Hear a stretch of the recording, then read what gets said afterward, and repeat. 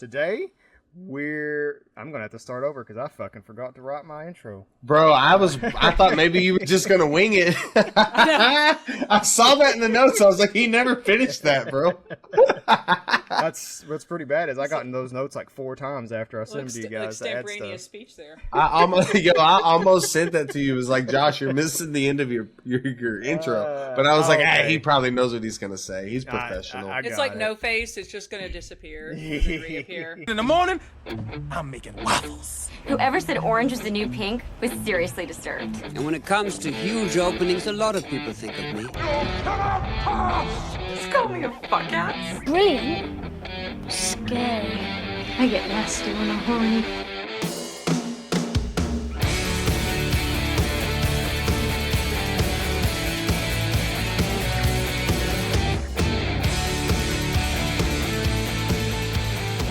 Welcome to Not Another 2001 Movie Podcast, a show exploring movies released during the first year of a chaotic century. And today we're taking a bath. I'm Josh. I'm Allison. I'm Slate. And Like I'm every Justin. week. Oh, see, See? you're already jumping ahead of us, brother. So every week we lead off with a question. Listeners know that. Unlike every week, though, we have a special guest. He's already tried to introduce himself, so I'll just let him go ahead and take the floor. His name's Justin. A longtime friend, educator, history buff. But Justin, while you're telling the people about yourself, I want you to also tell them what the strangest job you've ever had is, or it's like a story, like a strange story from a job. Because I mean, some people just have pretty normal, boring jobs. But we all deal with weird things that happen. So my name's Justin. Like Josh said, I taught for about 10 years before I jumped ship from that Titanic of a profession. And now I'm working at Berea as someone who helps kids get into free college, so it's great there. But really, when I talk about strange jobs, and Josh knows this, I sold hermit crabs for 5 years at the Fayette Mall. It is the strangest job I've had, but it doesn't have the strangest story, because that would probably be when I worked at the movie theater. And I remember being like 17, walking into clean up after Elizabeth the Golden Age, and someone had thought that movie was so good they had to take a shit in a cup. They just couldn't leave the movie. Yo, They couldn't leave. So they had to, and that was not the first time bodily fluids were found in a cup at the movie theater. Used products were there. One time an entire drunk case of Natty Light was there. I mean, that was probably the weirdest place I ever actually worked, because people do strange shit in a movie theater. And I thought I was weird just sneaking in cheesecake with my girlfriend in the movies. That's got nothing on these people. I was going to say, I think the worst thing I've ever snuck into a movie theater was like tacos from Taco Bell. Like nothing. Yeah, we too brought in wild. Arby's one time. Nice. Just the smell of like beef and cheddar like wafting through the auditorium when you like unwrap that foil. Now, I had a guy deliver a pizza to the theater, and so I opened the door because it was closing, so it was after close at the latest showing, so I had to open the door, and I was like, this guy was like, there's a pizza for you, and I was like, no, not for me, and some dude runs out of one of the theaters, is like, that's for me, guy, don't worry about it, and it's like, you want a slice? And I was like, yeah, I'll take a slice. That was his peace offering to get it into the actual theater. That's amazing. That's awesome. I want to ask, do you remember what movie the Natty Lights were found in? Joe Dirt. No, I'm not that old. That would have been, oh, shit. The one about the nuns from 2007. Sister Act? No. That's way early. Yeah, but wasn't there a part 2 though? No, this is like some drama. Yeah. Oh god, I know what you're talking about. Movie about the nuns. A nun drama. It was a It's so nun bad drama. they had to drink. I can't remember the name of it for the life of me. Because I was at the fancy theater. I was at the art house in Lexington Green. And so we showed a bunch of art house films and dragged a bunch of poor 10-year-olds to see the Met Opera by their grandmother, as they were the most bored individuals I've ever seen in my life.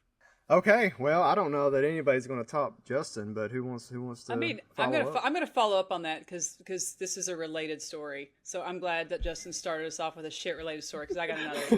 What is going on tonight? So it's I worked at a retail store in Moorhead, Kentucky. If anybody knows the chain Goodies, Josh, did you all have a Goodies? Yeah, classic so throwback. Imagine like TJ Maxx, but like a tenth of the class of TJ Maxx. Right. This is what we're going for. Like, so it's like a small retail store chain in like Kentucky and Tennessee, usually in like smaller cities. And just the people are gross. So just the public coming in and doing like absurd things. Just a few quick notes. There was a guy who would come in and his nickname was Jack.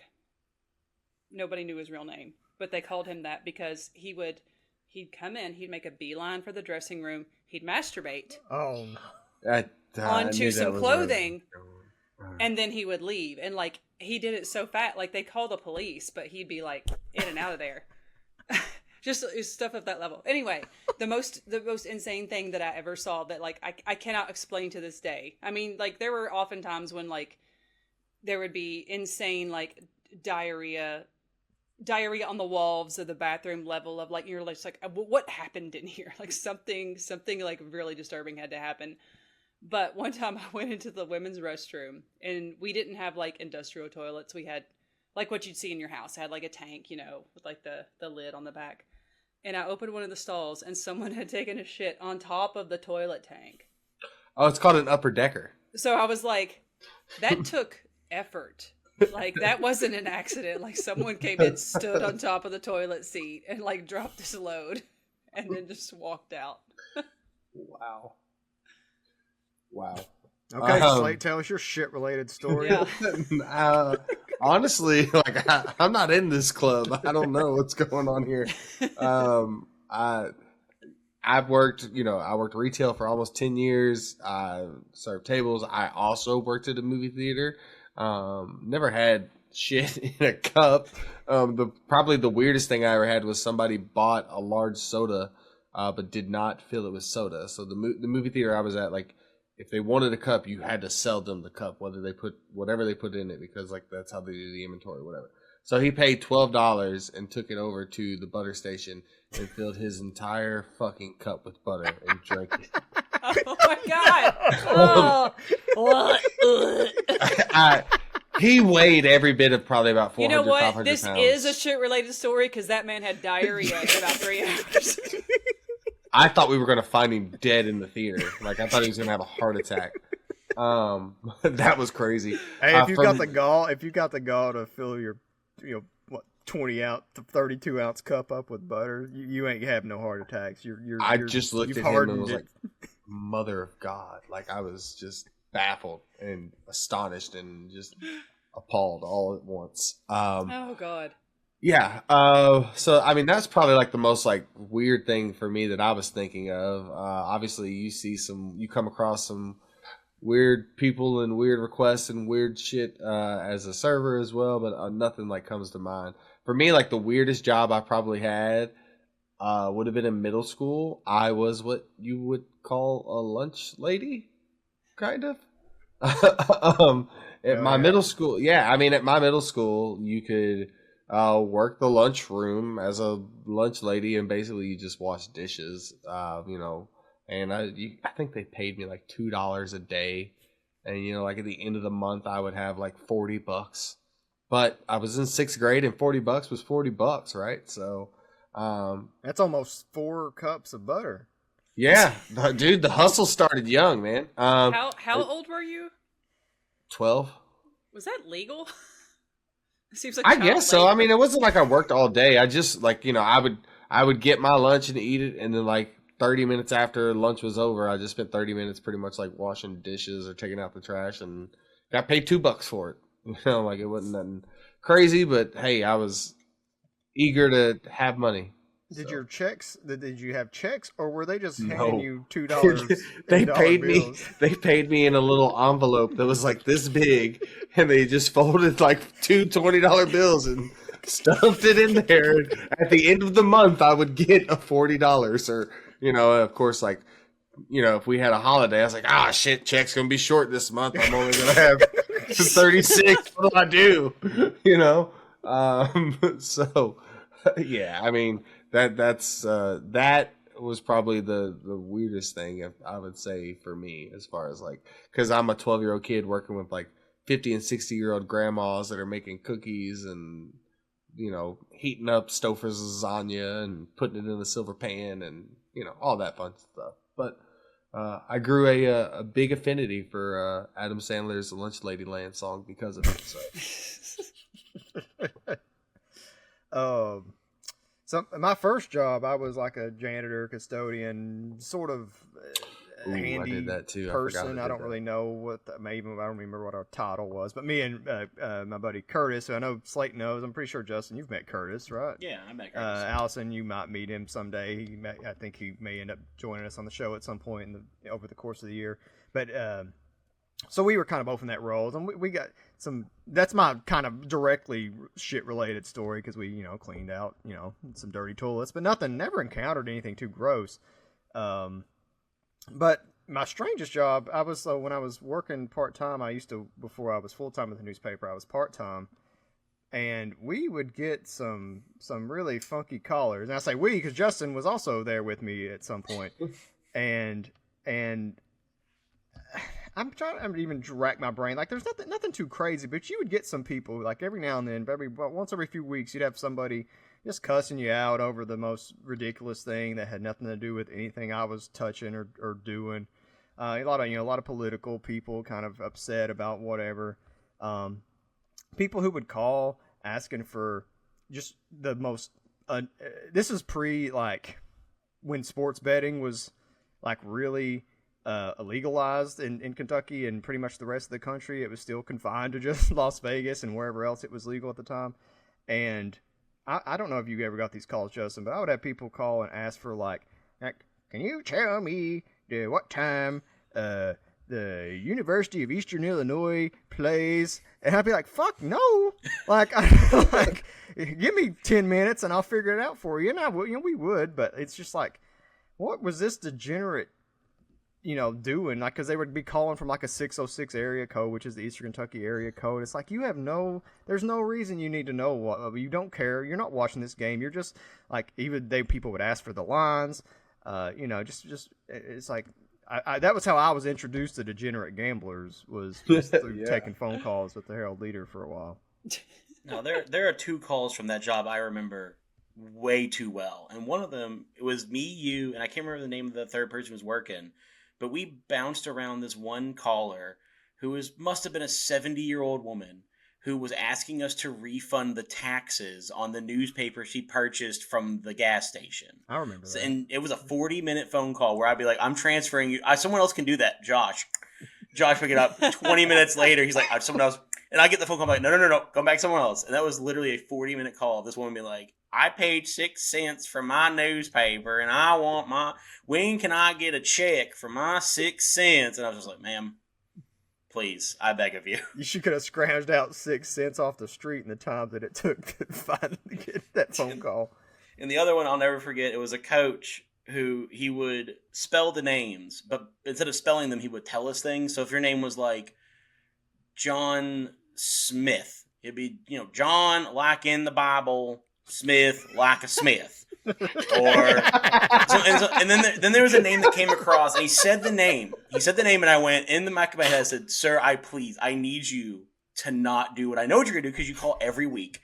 And he said something gay heart, gay like a gay, and heart like a heart. And I just went, thank you, sir. Done. I can't. Today is over. Done. Yep. Oh, God. Oh, you're bringing up some good memories now. So many phone calls. We had a guy who would call. There's a county in Kentucky called McCreary County. Oh, McCreary. Yep. Nope. Creary. Nope. He would call and with all McQueary every time. McQueary. It was McQueary County, and he would say it seemed like 70 times during a 2-minute phone call, and you would just have to you'd have to just sit there and not crack up laughing the entire time this guy was speaking. I mean, there was literally one time a woman called and she was going really slow, and these calls were supposed to be like 5 minutes. We're done. 5 minutes done. And she was going, it was like 10-minute call, and I was like, ma'am, is everything okay? She's like, yeah, I'm just driving the bus right now back from the game. And I'm like, ma'am, please do not give me spreads while you are driving the school bus with the children on it. Oh, Man, God, I love Kentucky. I love Kentucky. Look, you want to? I'll tell you this right now, just quick. I promise. The worst thing as a teacher, I literally in Kentucky had a kid stab another kid in the chest over a can of dip in the bathroom. That's the most Kentucky story I've ever heard. And then the kid who got stabbed got a tattoo of a knife where the wound is. Oh yeah, he did. Bro. Pulaski County, baby. Pulaski County. Yeah. So Go if you're running around Pulaski County and you're listening to this and you happen to have Please a subscribe. tattoo of a knife in your chest, please join us and tell us the story. Please. What's our email address? Please email. na2001mp@gmail.com. We'd love to hear from you. Have you on for Joyride. Oh, okay. I would love to sit here and reminisce about our jobs all day long because I think that could make for a fun podcast just by itself. But we're going to talk about a fun movie about a job instead. Once you've met someone, you never really forget them. We're at the end of Oscars month. It's our final movie for Oscars month is Spirited Away, which qualified as an automatic, or it was an automatic qualifier for the show. Because so if you're just for now just tuning in for the first time, we had 20 automatic qualifiers based on box office and Oscar accolades and a couple other things. And Spirited Away is a little unique because it was the Academy Award winner for Best Animated Feature in the year 2003. So it was recognized a couple years after it came out. And the reason that is it wasn't eligible for the Oscars until it was released in America. Or at least that's how it got played out at that point. And so it released in America in 2002, but it was released in Japan, which is its country of origin, in 2001. And for the purposes of this show, that's the guiding light on when a year of release, for the most part, is 2001 in the country of origin. Interestingly, a note that this was something I hadn't picked up on until I was doing a little bit of research for the show. The award didn't exist before 2001, or the year recognizing 2001. So 2002 was the first ceremony where the Best Animated Feature was actually carved out as something that could be recognized. Previously, like I know Beauty and the Beast was nominated for Best Picture for I think it was released in 91, so it would have been the 92 ceremony. I don't remember off the top of my head. Do you guys know off the top of your head if any other animated movie was ever nominated for Best Picture prior to this? South Park was. Was it really? I think that's why they did this. So South Park, Bigger, Better, and Uncut was nominated, I'm pretty sure. I would have guessed Lion King possibly. But... It may have been. But I know for sure Beauty and the Beast was, because I'm pretty sure it was the first one. And so 2001 is interesting because it's the only year that has two winners. So Shrek, which we'll talk about later in the year, was the first winner. It was the inaugural winner of Best Animated Feature, and then Spirited Away was the second. And then from henceforth, every year after that there was only 1 year recognized. So 2001's, at least for now, and I think that'll probably always be the case because I think the way, especially the international features are sort of recognized now, it's more aligned with the country of origin year release. So yeah, I just thought that was interesting. We could have a really healthy discussion, I think, about whether that category should exist and that animated features should get to compete alongside the other compatriots in the film world. But we won't waste our time with that right now. I did just do some research. According to Google, no, Lion King and South Park both not nominated for Best Picture at the Oscars. Both nominated at the Oscars for music and original song and score. That's what it was. Okay. All right. Well, yeah. Facts are loose on this show. Fact check us. Comment. So obviously I could have looked this up or look it up right now, but are animated features not eligible for Best Picture? Have they been completely sequestered over to this category? I think at this point the animated has its own category now. At the time before 2001, could something be like Best Animated Feature and then also be nominated for Best Picture? I think so. I think it is still eligible. Like animated features are still eligible for Best Picture. I think what you run into is because the category exists, it sort of subsumes and it's possible. I could be I should have done this research. It's very possible that there have been movies that have been nominated for Best Picture that or animated movies that were nominated for Best Picture that made it through. A better podcaster would have that information in front of them. The only one I could think of off the top of my head is Soul. That movie was nominated for a lot when it was a came weird out. year. It was that was a 2020. I could see that because it won. I'm pretty sure it did win for Best Animated that year. So if you believe Google AI, it says that Up and Toy Story 3 were nominated for Best Picture. I remember. I didn't remember Up, but now that you say Toy Story 3, yeah, it was nominated for Best Picture. So that was the last one probably, and that would have been 2011, 2012, 10. Okay, wow. So yeah, it's been a minute, and I think what it does. I mean, I think an animated feature is just always going to probably have a hard time winning Best Picture. I think we've probably almost moved past the point where it's even possible, but I think where you have the category, I think people now just kind of, it's like documentary, right? Like, how many documentaries have been nominated for Best Picture? I'm not even sure if there has been one. There probably has been, but it's just going to be really tough, I think, for an animated feature to ever win Best Picture with the category existing. It might be different if the category didn't exist anymore, but I'm glad it exists. Ultimately, I'm glad that it exists. Well, that tangent's over. Let's talk about Spirited Away. It was directed by tell me if I'm saying this wrong, Justin, because I trust your pronunciation better. Hayao Miyazaki? Is it Hayao? Yeah, it's Hayao. Hayao Miyazaki, legendary Japanese filmmaker, born in January of 1941. Fun time, right? Like, great time to be born in Japan. I can't imagine, any better time. Obviously, that's a big influence on his life, right? Growing up in the war, coming up, does a lot of, he ends up kind of growing up and goes to school. And if there's a lot of reading you can do about them. I'll link to it in the show notes. Don't want to belabor that too much, but fast forward a lot, he becomes an in-between artist at Toei Animation, which an in-between artist. You guys know what that is?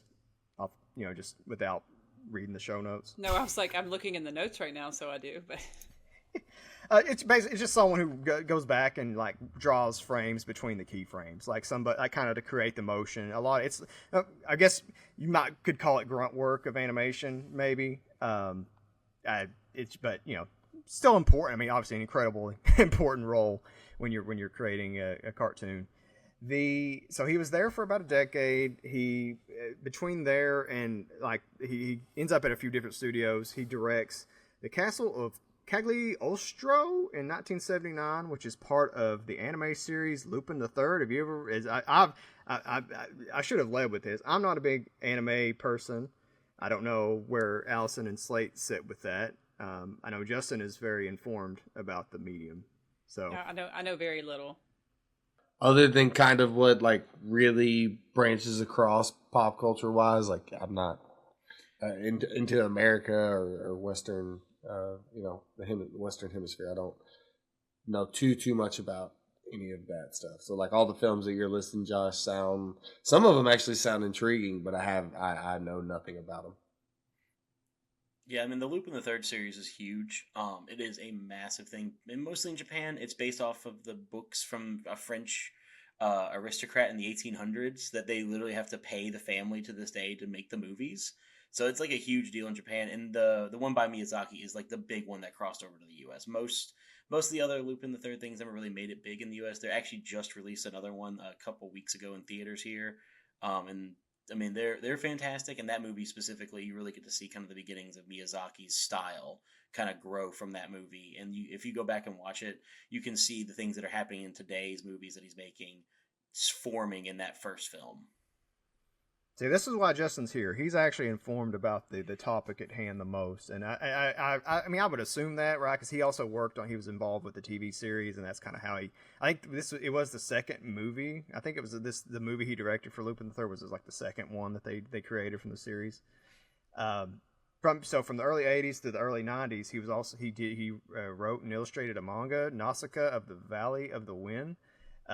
which ended up being adapted into film by a company called Topcraft, which was one of the final movies that company produced before it went bankrupt. Despite the success of the movie and a few other things they did, that's the way the world works. That's something I've noticed through a few of the things we've talked about recently, is these companies have had very successful movies and still managed to find a way to not make any money. It's just wild how the world works a little bit, and I think that's also formative in the way that this movie we're talking about today ends up playing out a little bit. I think there's a lot of connection there.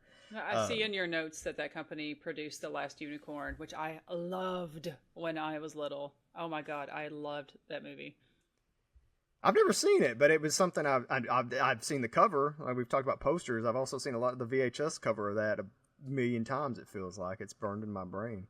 It's also kind of dark, like this movie, which is, I think, something we'll talk about later. But that, just the characters go through some shit, and it's not like, so I don't know, animated movies today are so surface level and light and fluffy, and just the tone of this movie, and then even the tone of The Last Unicorn is, I think that's what appealed to me as someone who doesn't traditionally really like animated movies that much, was how dark that movie was.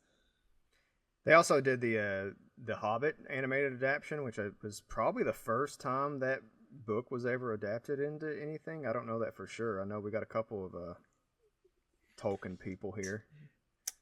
Yeah, I believe that was the one where they tried to use rotoscoping. Yeah, they used the rotoscoping for the animation. And do you count Leonard Nimoy's Bilbo Baggins song as the first adaptation of Lord of the Rings? I mean, because it's a pretty good song, guys. Sure. Okay, so this is the second. We'll call it that.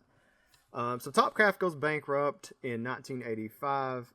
Miyazaki and fellow artist Toshio Suzuki and Isao Takahata, I'm probably pronouncing his first name wrong there, sorry, Takahata, acquired the assets of Topcraft and formed Studio Ghibli. And so that's talking about pronunciations. There's like 1,000 ways to pronounce Ghibli. I don't know. Ghibli.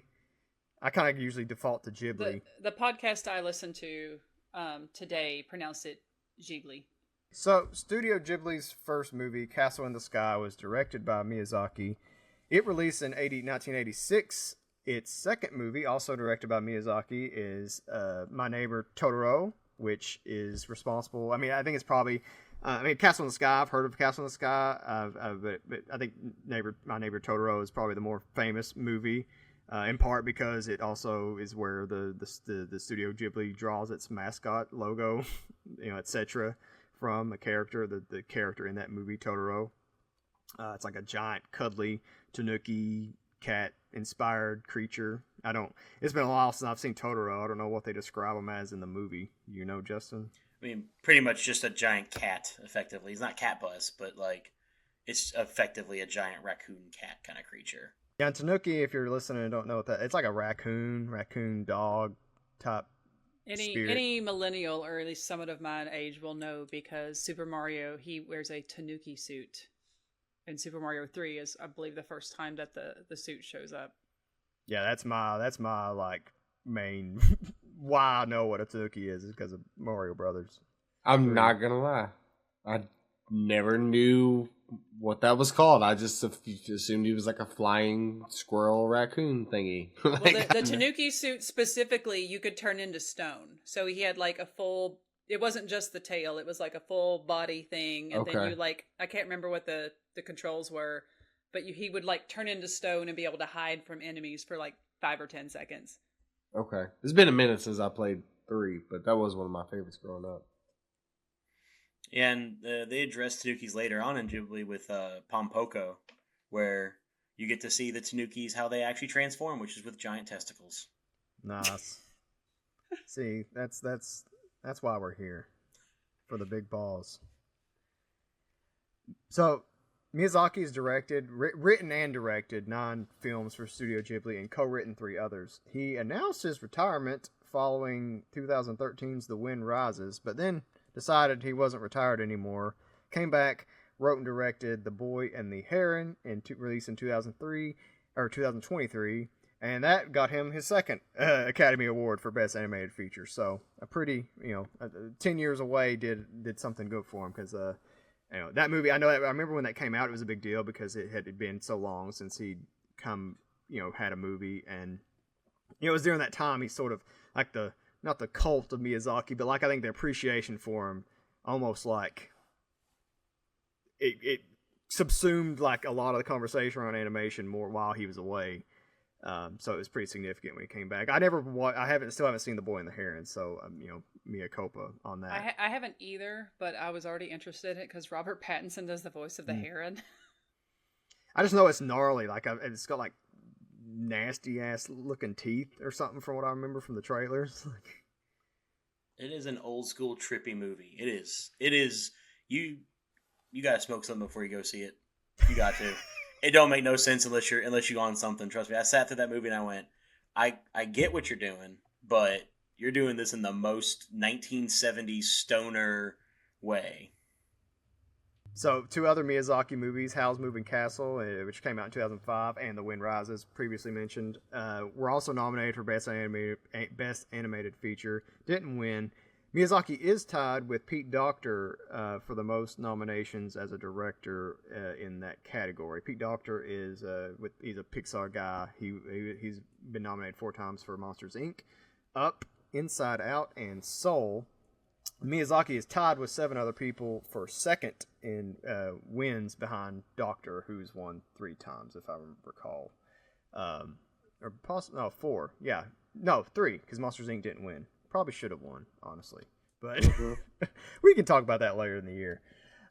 He did receive an honorary Academy Award in 2014 for his quote-unquote impact on animation and cinema, and in 2012 was recognized as a person of cultural merit in Japan. I didn't read a whole lot into that. Do you know much about what that, I mean, other than like what it says signifies, Justin? Do you know much about that? Yeah, I mean, it's mainly one of those kind of honorary ambassadors of the culture kind of positions. Like, and again, this sounds very crazy, but Shohei Ohtani is essentially that right now as well. Like, and we have this in the U.S., we have this in a couple of different countries, but it's a bit more significant in Japan because those honorary titles are just, they have a lot more merit behind them and a lot more emotion behind them, especially for just some cultural reasons on that front. So it's a big deal for him. It also coincides with the opening of the Studio Ghibli Park, which they kind of did that on purpose to promote tourism, because it's only like 2 or 3 years after they finally opened back up after COVID. So they were very much timed to like, let's hit this iron while it's hot and get people coming in to see Miyazaki and see our stuff. Cool. So this is not the equivalent of whatever Donald Trump has given to Kid Rock? No, it is not. It is not those equivalents. We all know that Kid Rock is a greater American treasure than anyone could ever be. Oh, God. So, Spirited Away was produced on a reported $19.2 million budget, which in today's dollars is about $35 million. So, still pretty inexpensive, honestly, for an animated movie. For almost 2 decades, it was the highest grossing movie ever at the Japanese box office. That is, movies produced in Japan and produced outside of Japan, which is important, I think, when we get to talking about this a little bit later. It grossed 31.68 billion yen, which is the equivalent of $200 million just in Japan. And then in its lifetime, it has grossed almost $400 million worldwide in theaters. So we're going to talk a little bit more about the box office stuff later, but if there's just anything just initially that you guys noticed there, if you want to talk about it now, we can do that. I'm just ready to talk about this movie. Cool. Well, we will get into that. I'm just gonna set the table a little bit more. I know I'm the heaviest table setter here, Justin. Of all the episodes, I'm the person I think I over table set. But so Spirited Away was inspired by a coworker's daughter of Miyazaki. He's been quoted as saying it was made for 10-year-olds. There's a review out there from Roger Ebert that I really like, that he kind of mentions that in his review too, and as a positive thing, in the sense that he says something to the effect of this is a movie made with a particular kind of person in mind, and that's why it's good. And because movies made for everybody are made for nobody, and that's I think a pretty salient point once we get into the future of cinema, kind of things that kind of happen from after this point. Just a couple other things. It's tied for 77th in the British Film Institute's Sight and Sound magazine list of best 100 films of all time, which is updated every 10 years. Was last adjusted in 2022. It's one of only two 2001 movies on that list: Mulholland Drive, which we've talked about, and La Cienega, which is it was Criterion eligible. It was not drafted in our draft, but it is something that we might get around to talk to as a bonus episode at some point, because it's an interesting movie. I've learned more about it since we drafted. So Rotten Tomatoes score, it's a pretty rare company. I didn't check stats on this, but 96% critics and 96% audience, which is, I can't imagine there's another movie we'll talk about that is that high in both situations. It is. I also stumbled across a Letterboxd, some research from Letterboxd, the film nerd app. If anybody out there uses it, a guy on Reddit compiled every stat from like movies released in 2001. I think he just does this every year, kind of like looking back 25 years, like whatever happens the year is.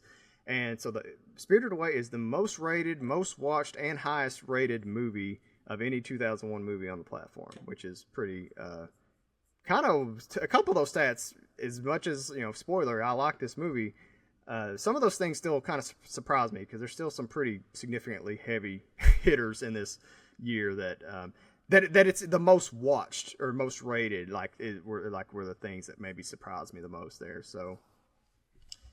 But some of that depends on like the platform. I don't know enough about Letterboxd, like how the audience, like where those people are coming from, like the user base is too. Yeah. So I think that's important. Yeah, I was about to say Letterboxd. It's kind of self-selecting right there. I was introduced to it by a friend who literally is a film studies major. So I mean, It's a very specific group of people who use Letterboxd, and it's not people who are gonna be like, the best movie, Joe Dirt.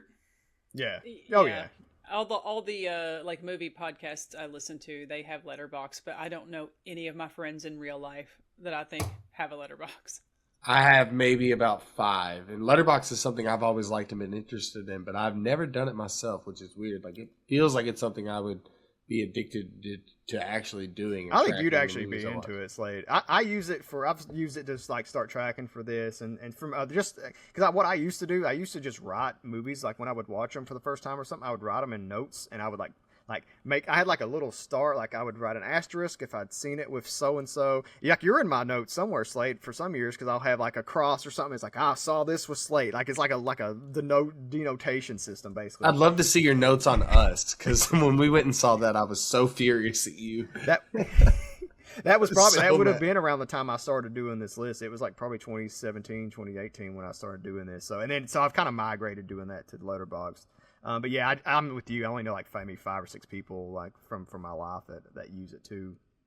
So there's the cast. I've included the cast in the show notes. I won't dig into it too much because this is an anime, like a foreign language movie. So how you watch it, I mean, it does affect it a little bit, but I think, at least from what I've read, because I've only actively like watched the American dub. I wanted to watch the original and just couldn't find time to bake it into the lead up to this. But so you have a lot of actors, right? You got like there's a lot of characters and a lot of actors, but so I'm going to speak to the American dub, but we can, if you're interested in anything about the movie, it'll be in the show notes. Devay Chase plays our main character, Chihiro. Jason Marsden, voice of Haku, is another key character. Suzanne, is it Pleshette? I don't know her. Do any of you guys know this person? It was her final role, and I'm not really familiar with who she is. I hate to say that, but I feel like I've heard the name, but it's like I think it's Pleshette, but I can't place her in my head. Pleshette sounds right, so we're gonna go with that. She is Yubaba, a very important character in the movie as well. Michael Chiklis is Chihiro's dad. Lauren Holly is her mother. Susan Egan plays Lynn, who is a pretty key kind of supporting character in the movie. Paul Eating as Chichiyaku, John Ratzenberger, Oniyaku, and David Ogden Stiers as Kamaji, who is my favorite character in the movie. I'm just going to go ahead and throw that out there. Before we proceed, anything about the cast, anything that kind of stands out? Little background on Suzanne Pleshette. Actually, her most notable role seems to be Annie Hayworth in the Alfred Hitchcock classic The Birds. Yep, that seems to be her biggest hit in the filmography. Yep, that's a good one. That's a big one. That's a pretty big hit. Yeah, absolutely. Were you going to say something, Allison? No, I watched the Japanese version with subtitles. Okay. Oh, how was it? Because okay. I really wanted to do that because I was reading a little bit about it, and from what I could gather, this isn't the case with all of Miyazaki's movies or all of Studio Ghibli's movies, but it seems like it is one of the closer, like in terms of just like not changing a whole lot. Like it sounds like there's like the biggest adjustments from the dub or from the original to the dub is the American dub. There's a couple of places where it fills in some things that are supposed to be silence that are just, and that's a pretty common thing, especially at that point with like American dubs. Like, I mean, I grew up with Digimon, and it was way more jokey than the actual, like at times than the original. And I don't think that's like heavy-handed here, but I think that's a little bit of what's happening with the American dub here. No, I thought I read, maybe Justin can speak to this. I thought I read that the American dub added a line at the very, very end when they're driving off, and like in the Japanese version, like they get in the car at the very end and they drive off and like that's it. Just quiet. But the American version says something, her parents say something to her and she's about it being a tough situation and she's like, I can handle it. Do you remember that? Yeah, that's not in the Okay. I mean, that's a pretty significant change just in terms of like the tone, because I think that goes to show, I don't know, that just seems like such an American thing that like we need to hammer home that like she's tougher now and like we don't trust the audience to like get it. Yeah, they added a few lines of dialogue. Usually you said, Allison, it's 100%. They did add that last line. But one of the requirements for them dubbing these movies was they had to be as accurate as possible.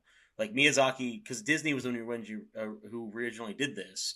And one of the requirements was that, like, you have to make it as accurate as possible. You cannot be changing dialogue. You cannot be changing anything to make it what it's not.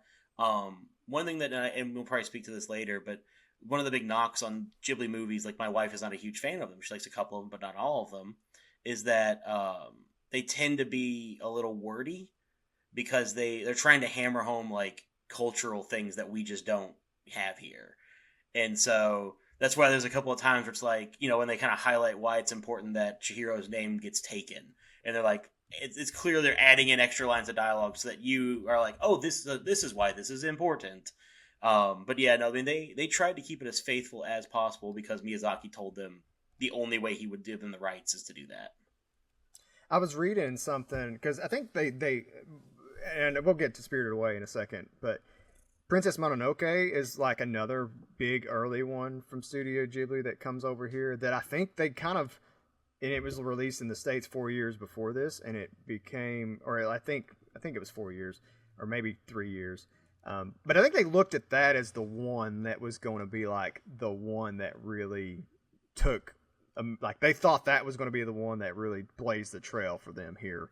And part of why it's thought that it didn't was some of that, Justin, the wordiness, it's very, I guess more, I've never seen it, but it's very, I guess very Japanese, like more Japanese, like culturally, like this movie's very Japanese, but like, I guess Princess Mononoke is like less relatable in some ways. Yeah, I mean, I would agree with that. Princess Mononoke, the problem with that is that the main character, I think, and I'll get into this when I talk on my part about Spirited Away. Spirited Away has the best main character of any of the Ghibli movies. Chihiro is like the most relatable person in these movies.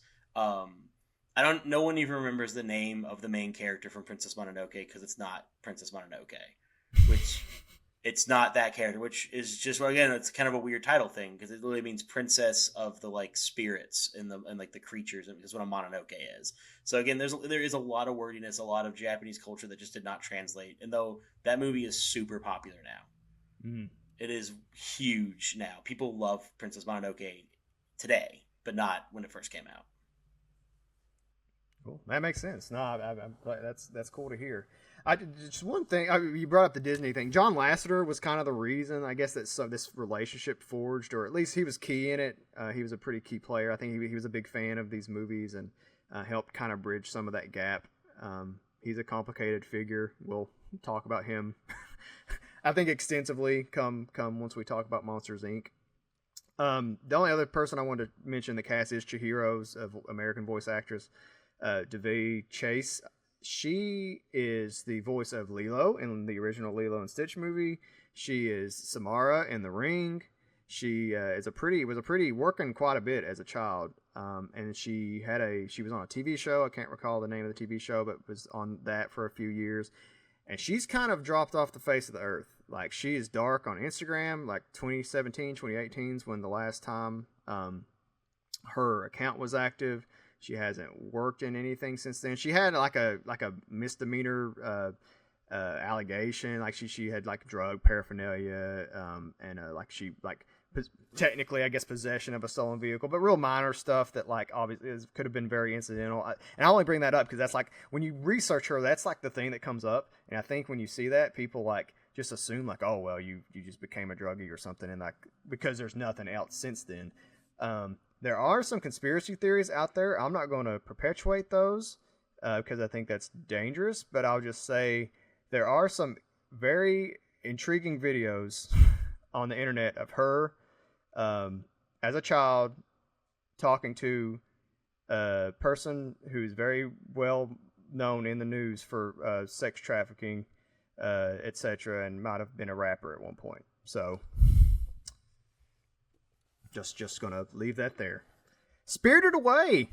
What'd you guys think? So I had heard of this movie. I knew it was like beloved. I knew nothing about it. And Friday night I was like, okay, I got to watch this movie. We're going to talk about it Sunday. And I was kind of prepared. I was like, I'm going to watch it like 30 minutes at a time because anytime I think a movie's going to be a chore, that's what I tell myself. And it was like 10 o'clock and I turned it on and I could not stop watching it. I loved this movie. I think I texted you all and I said, this movie is delightfully batshit.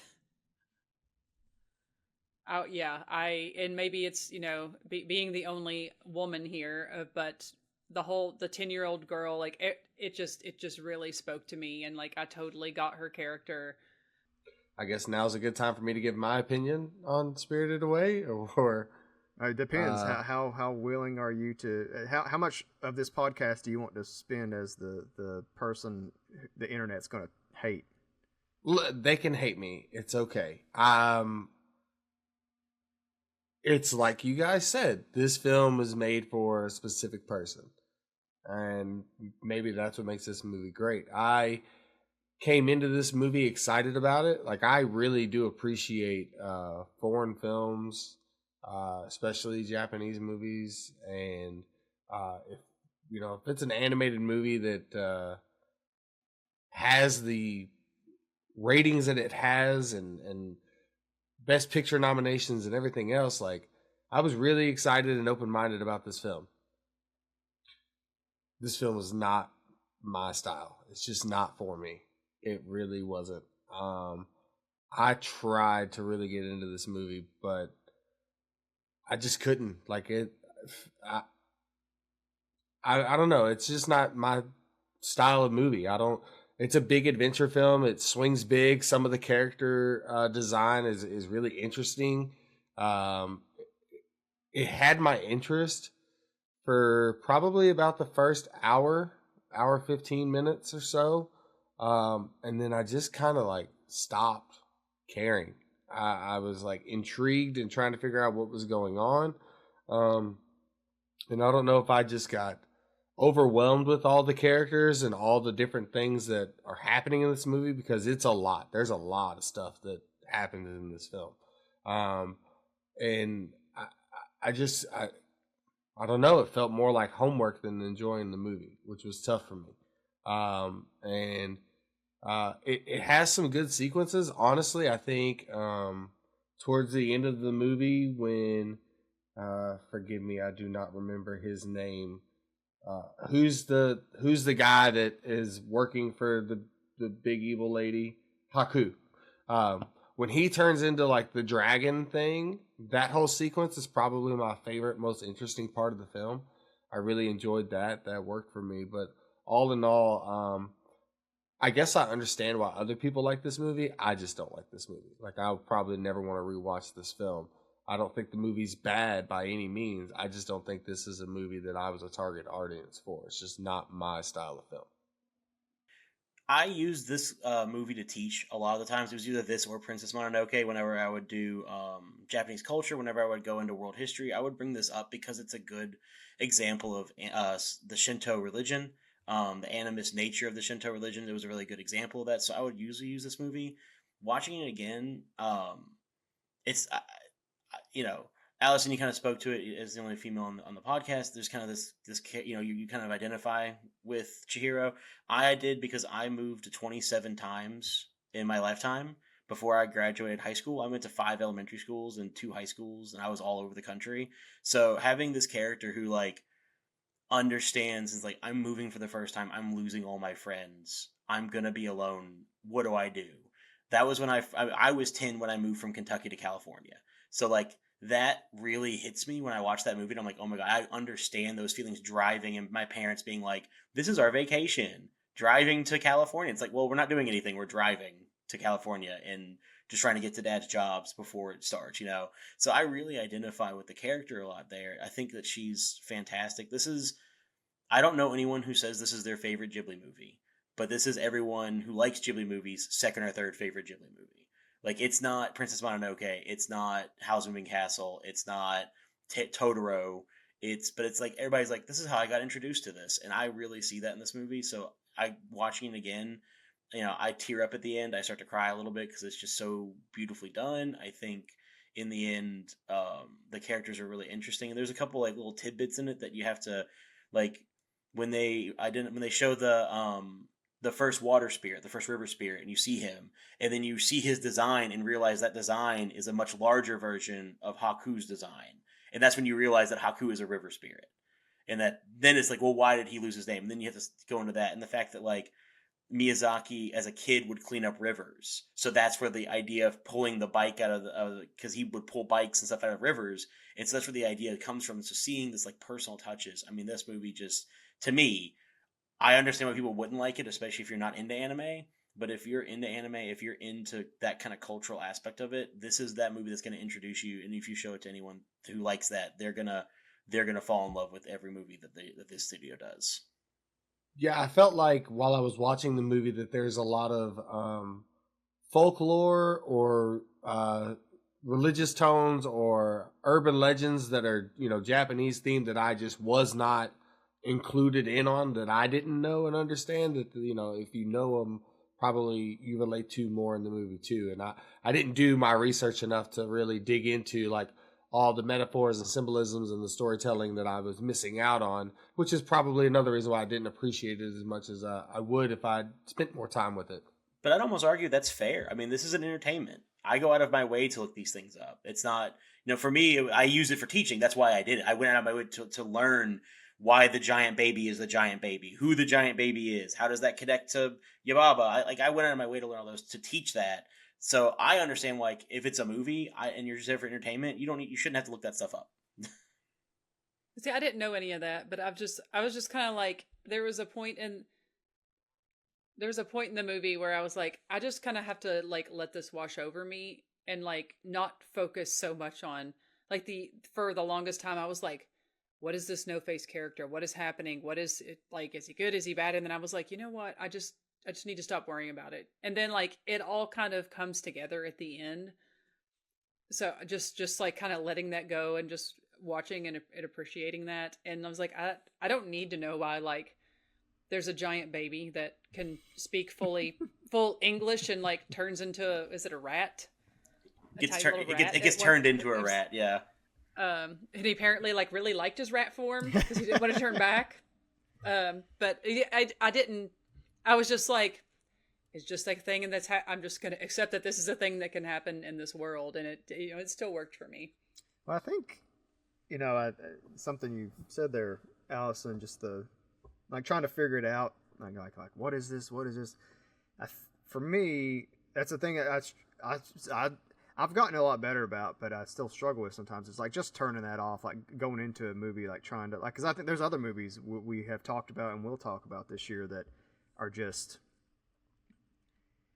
they operate in a form of storytelling, like it's like plot. Like plot is such a big like focus of like what we kind of focus on a lot as movie watchers at least in America. I don't know how that kind of applies elsewhere, but this movie has a plot, like it's pretty A to B situation, but so much of it is more by just being in this experience and this little girl's like just struggle of just figuring out the world. Like and I think the moving thing is big. Like we moved houses a lot, but they was always in the same county, so I never dealt with moving in the sense of trying to meet people or whatever. But like growing up, you know, like you're like so much like in figuring out like that your parents can do lousy things and be lousy people. Like they're just like, and I think that's one thing I picked up on real quick is like, oh, her parents, they don't suck, but like they're just people. Like they're just,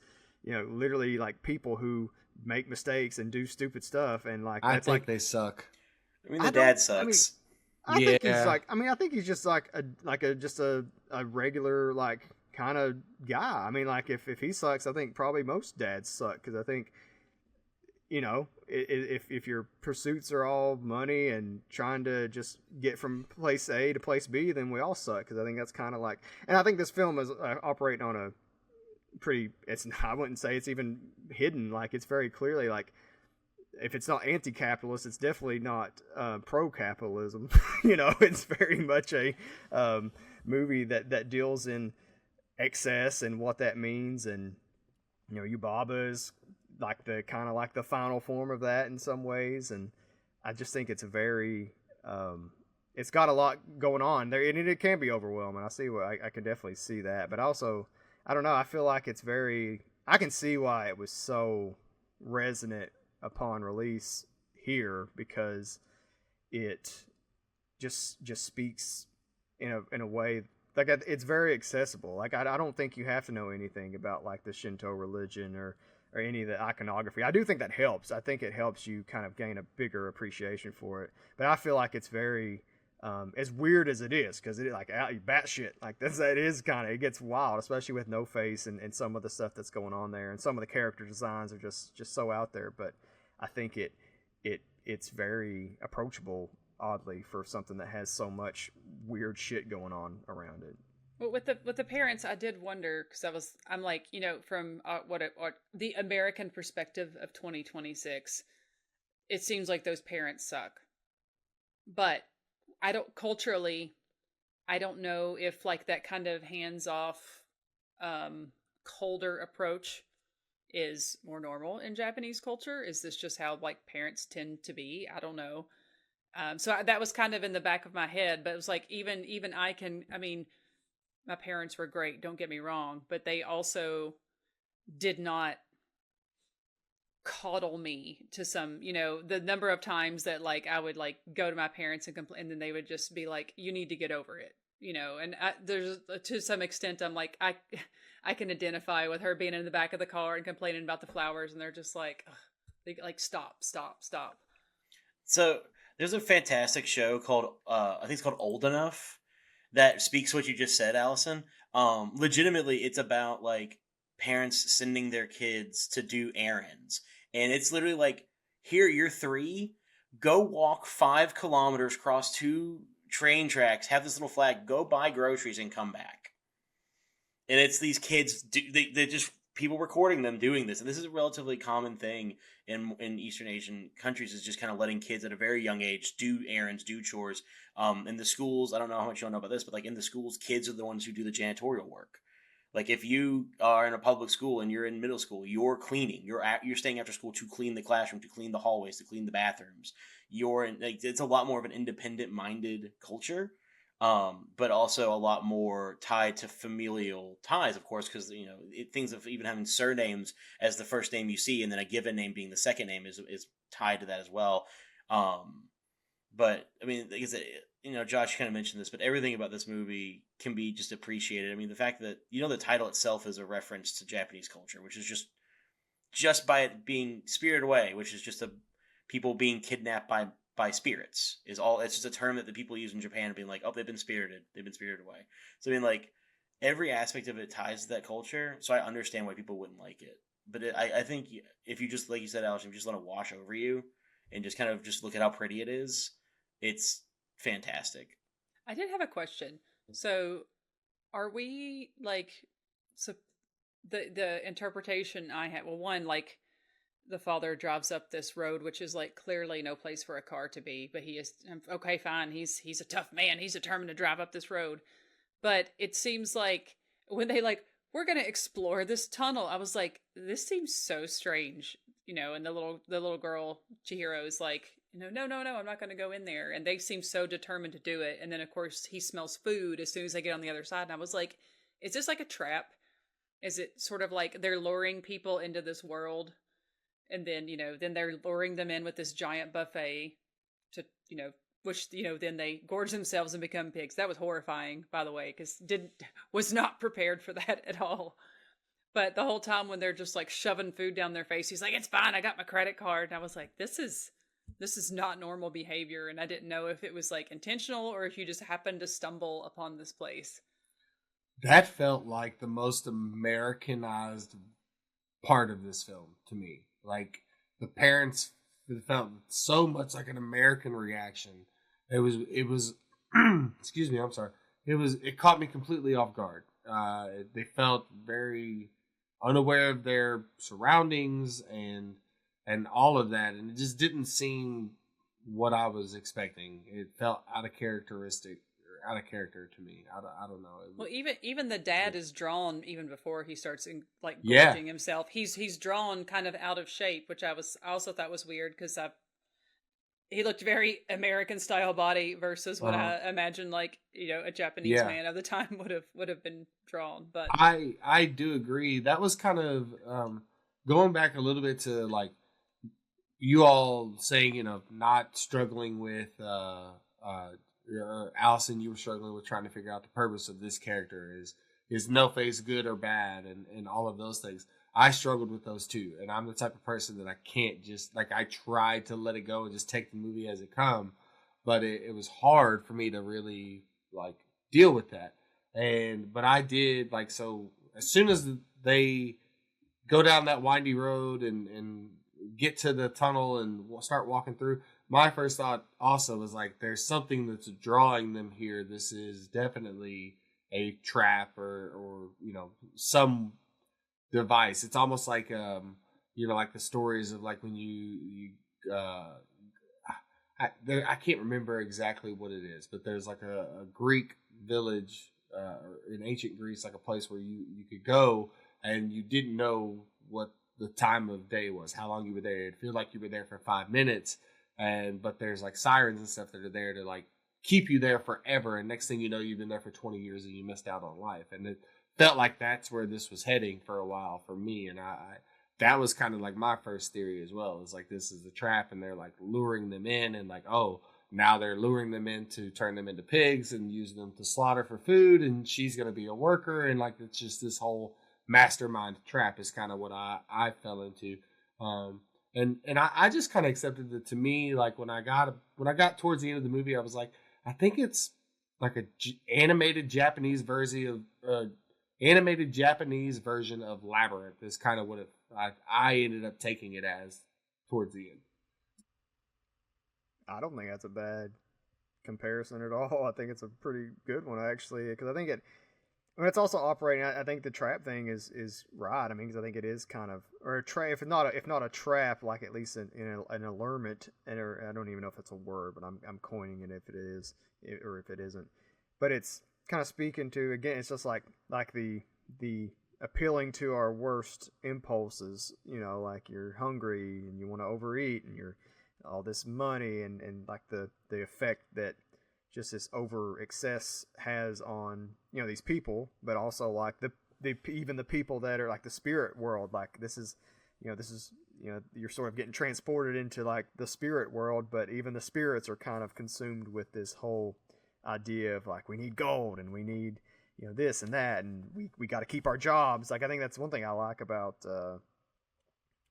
I've found that really connected with me for some reason with Kamaji was he's Chihiro's trying to help the Soots load up the boiler, and like she like clearly wants to help, and he's like no, it's their job, you can't take their jobs because it's it's just, that's such a, I don't know, as I get older the more I think about work and the whole society that we all contribute to and are forced to kind of be a part of if we want to connect with people and be around other people, is so rooted in this really kind of really screwed up idea. Once you start, if you think about it beyond like your own self, like what is in front of you, the whole like this world really, it can be so much better than we have allowed it to be. At least I feel like that's the case, and it's just because we can't see beyond our own needs and our own fascinations and our own desires a lot of the times is why we can't get to that point of like collective like, oh, like this, it should be different, or it could be different based on all the spoils that are in the world. It should be a lot better than it is. And I think I really think that beyond like the adolescence, because I think it's the key thing, right? It's Chihiro's like she's in that liminal space of like, I'm a kid, but I'm becoming kind of going into adulthood a little bit, or pre-adulthood. And I think those two things are really what I get from this the most. And just, some gnarly ass creatures. Because there's some awesome creature design. And just the animation. We haven't really talked about the animation a lot, but it's so, I think that's the thing that kind of brings it all together. And it's so interesting. Like this is like one of, if not the most beautiful animated hand-drawn movies that has ever existed, and it comes out the same year that like CGI animation kind of really is starting to take a stranglehold. Toy Story and Bug's Life and a few things preceded this, but this is the year Shrek comes out later. Monsters Inc. Is a big deal, and it's just so, I don't know, there's something kind of, it sort of works on the level of the movie. Some of the things it's showing in terms of like American Western / Western impact on Japan is a big thing going on in this movie. And it's so interesting, like hand-drawn 2D animation for so long. America, Walt Disney was like the champion, the big reason why that became such an established art form. And he's getting a little ahead of ourselves, but I think this is probably like the thing, like this is probably the movie that, if you're thinking of hand-drawn 2D animation if you're probably 30 and under, I would bet this is the first movie you might think of. Like this really is probably, if you're thinking of that specific type of animation. And I think that's something pretty interesting about that when you're talking about that, at least to me. So I feel like if people are listening and they haven't seen this movie, just give a little synopsis of like what the driver of the movie is. Oh yeah, we haven't really said what happens to her. Yeah, go for it, Allison. Yeah, so she and her parents are lured or end up going to this abandoned amusement park, as her father calls it. They stumble; it's completely abandoned. They stumble across a buffet. Her parents start pigging out in a wild way. She wanders off and sees Haku. And he tells her, like, you need to get out of here before the lights are coming on. Go across the river. She runs back. Her parents are turned into pigs. Gross pigs. Gross pigs. And then you start seeing all these spirits, these black figures just kind of popping up everywhere. So she tries to run off, but she can't because suddenly the land is covered in water. So essentially she has arrived at the spirit realm, and specifically at a bathhouse for spirits. And Haku tells her the only way that you're going to get out of this is you have to go basically tell, go down to Yubaba that you want a job, and don't accept no for an answer, and she won't harm you as long as you have a job. So that's kind of the driver of this plot, I guess, as she runs down to the guy with all the limbs. How do you say his Kamaji. name? My Kamaji. guy. Who is sort of a spider human hybrid, maybe, but he's controlling the hot water of the bathhouse. And I love the little like soot. I thought they were spiders at first, but I guess they're little like soot spirits. Sprites, yes, they're so cute. Yeah, Stephanie loves them. She was like, every time they were on screen, we were watching it again. I was watching. And I love whenever she like the one has the rock that's too heavy and it crushes it, and she picks it up, and then they're all like, and they all start like dropping the rock, like, oh god, we can't do it, to try to get her to like do the work for them. That was a really nice touch. He is actually my favorite character design in the film. I really like him. He's like unique, and he's kind of the first time where you realize like, okay, every person here has a purpose, like for their work, and they're clearly like utilizing and maximizing like their physical traits and everything to do the work that is required. Obviously, with them having the extra hands and arms and everything, and then it's also unique that he's got that relationship with the girl that kind of takes her under her wing, right? That's his granddaughter. Is that right? Hey, it's what he says. Yeah. Yeah. And a lot of the spirits are animals, or sometimes they're sort of human, but they don't look like her. I don't like, they're humanoid, I guess I would describe it, but like I didn't. They all make a big deal about they can smell her because she's the only human there. But then, Justin, I don't know if you can shed any light on this, or like, these are different, like some of these are like actual like spirits in Japanese lore. Yes. No face. I know no faces because I did like look him up, but like some of the others represent other. So I'll give like a really short. So Shintoism is an animist religion. What that means is that everything has a spirit. Within that religion, there are things that are kami. That's what we turns into god or gods, and then there are mononoke, which are like monstrous creatures and stuff like that. That's why, like in the beginning of the movie, when Josh was talking about this a second ago about like how greedy they are, how they need this stuff. Because in the very beginning of the movie, they talk about like, hey, what are those little houses? And the mom's like, oh, those are shrines that people used to give gifts to, but no one does anymore because that was appeasing and paying the spirits. And so they were getting that payment from people, and then people stopped. And so they needed that money, that spirit somehow. So that's where a lot of things like typhoons come from. They're kami that haven't been appeased. Their earthquakes were different gods or monsters that weren't appeased. So they would then pray to them. They'd give them gifts. They'd set up shrines and stuff like that. So like the frogs are frog spirits. The daikon radish spirit is probably my favorite design. I love the giant daikon radish that's just walking around just like, I just want to be in a bath and just chilling. But like that's the level they're going into, is that like daikons would have a spirit. They would have a visual personification that you could give gifts to and hope for like a better daikon radish a crop this year, kind of thing like that. So you're seeing a lot of that in this movie, where they're the personifications, the humanoid aspects of these animist Shinto deities, or in mostly in this case not deities. They're not kami, but they're spirits. And you were right that they are, again, that spiriting away. That's what they're doing. So that was what you would do if someone went missing. You would say they were spirited away. They were taken to the spirit realm by the mononoke, by the kami, to consume them, to use them in some various way. So Lynn, who appears to be human, but is, I guess, a spirit. It's just, if some of the characters look, completely normal, but they're apparently not human because they make such a big deal about Chihiro, aka Sin, because Yubaba takes away her name and says you're going to be called Sin from now on. And as we're told several times, you mentioned earlier, if you lose your name, you can never find your way back to the real world. Yeah. So Lynn is actually a fox. She's a fox spirit.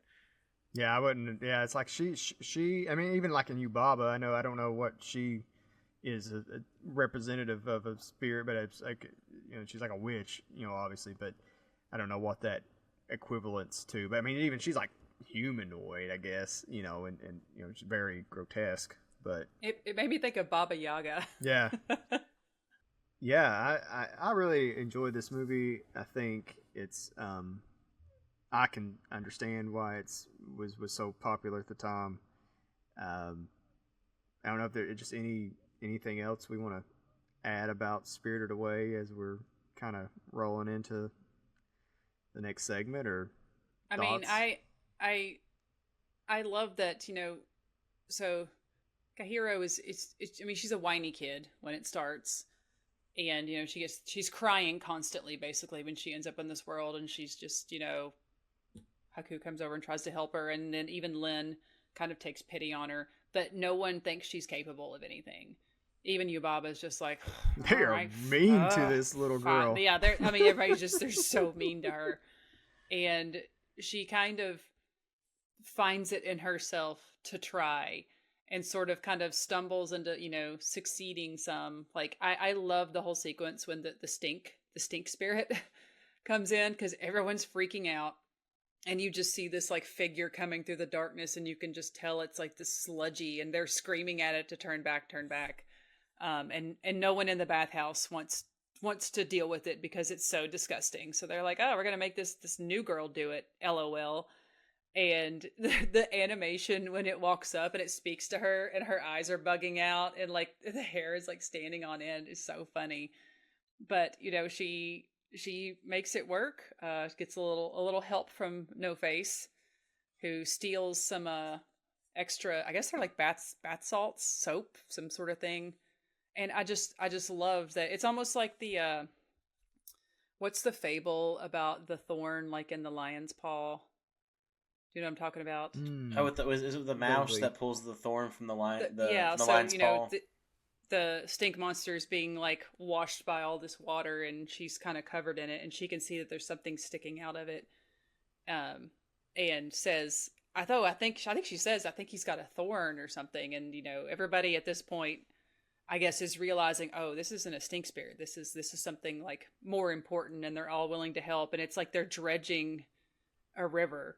Like you mentioned earlier, it's just like all this junk and this trash, and once they all finally pull it out, and it's the river god, and he thanks her, and that's when Yubaba's like, "Oh my god, you've made us a fortune," because he's so happy to be free, and takes off in his dragon form and gives them some gold. What do you guys think of No Face before we kind of keep going? I think No Face is a fascinating. I was so confused by No Face. I did not understand what his purpose was. I thought I did, and then the more he was in the film, the more I was like, I don't understand the concept of this character. I think I didn't understand till the end, or I didn't really come up with like what I thought he was at the end. But he's basically kind of like a mimic. He has no personality of his own. Everything he does, he's kind of copying from other people. It's like and Chihiro is the one person that isn't swayed by gifts. He felt like he was like helpful, but then he also felt like I'm an innocent bystander and can't do anything to help you here too. It was, I don't know. I was so confused by just like his purpose. And he says at one point, when he's, purging and throwing up, he's like, I'm so lonely. So I took that, like, he watches her early in that scene when she's crossing the bridge to meet Haku. And then he shows up, or she lets him in. So she does him a kindness because she thinks he's a guest. I'm going to let you in. He wanders in. He kind of returns the favor by giving her like the bath salt the first time. And then tries to give her more bath salt. She won't take him, but I guess he kind of sneaks him in that basket anyway. But it's interesting, I guess, when she like kind of rejects him, he goes in, and like the frog comes in, and he's creating fake gold, which everybody there is so greedy, and the frog is like, oh my god, gold, and then he eats them, and then he takes on the voice of the frog, and then he's like, oh, these people love gold, well, I'm gonna like mimic being one of these like customers, and he just keeps creating this fake gold, and like everyone is showing him such adulation, but like Chihiro still won't do it, and he gets so frustrated by it. That was the sequence in the movie that lost my interest, where I was just like, I'm not sure what to make of this anymore. See, I'm probably not interpreting this right, to be quite honest, but I see No Face as the foil to Chihiro. As so again, my connection to her as a character is the moving. As someone who moved a lot, you tend to mimic people. You tend to, like, if you make friends, you tend to find ways to, like, hey, I want to be friends with this person. They like this thing. I'm going to like this thing. Hey, they want this. I can give them that. Because you're trying to find that connection.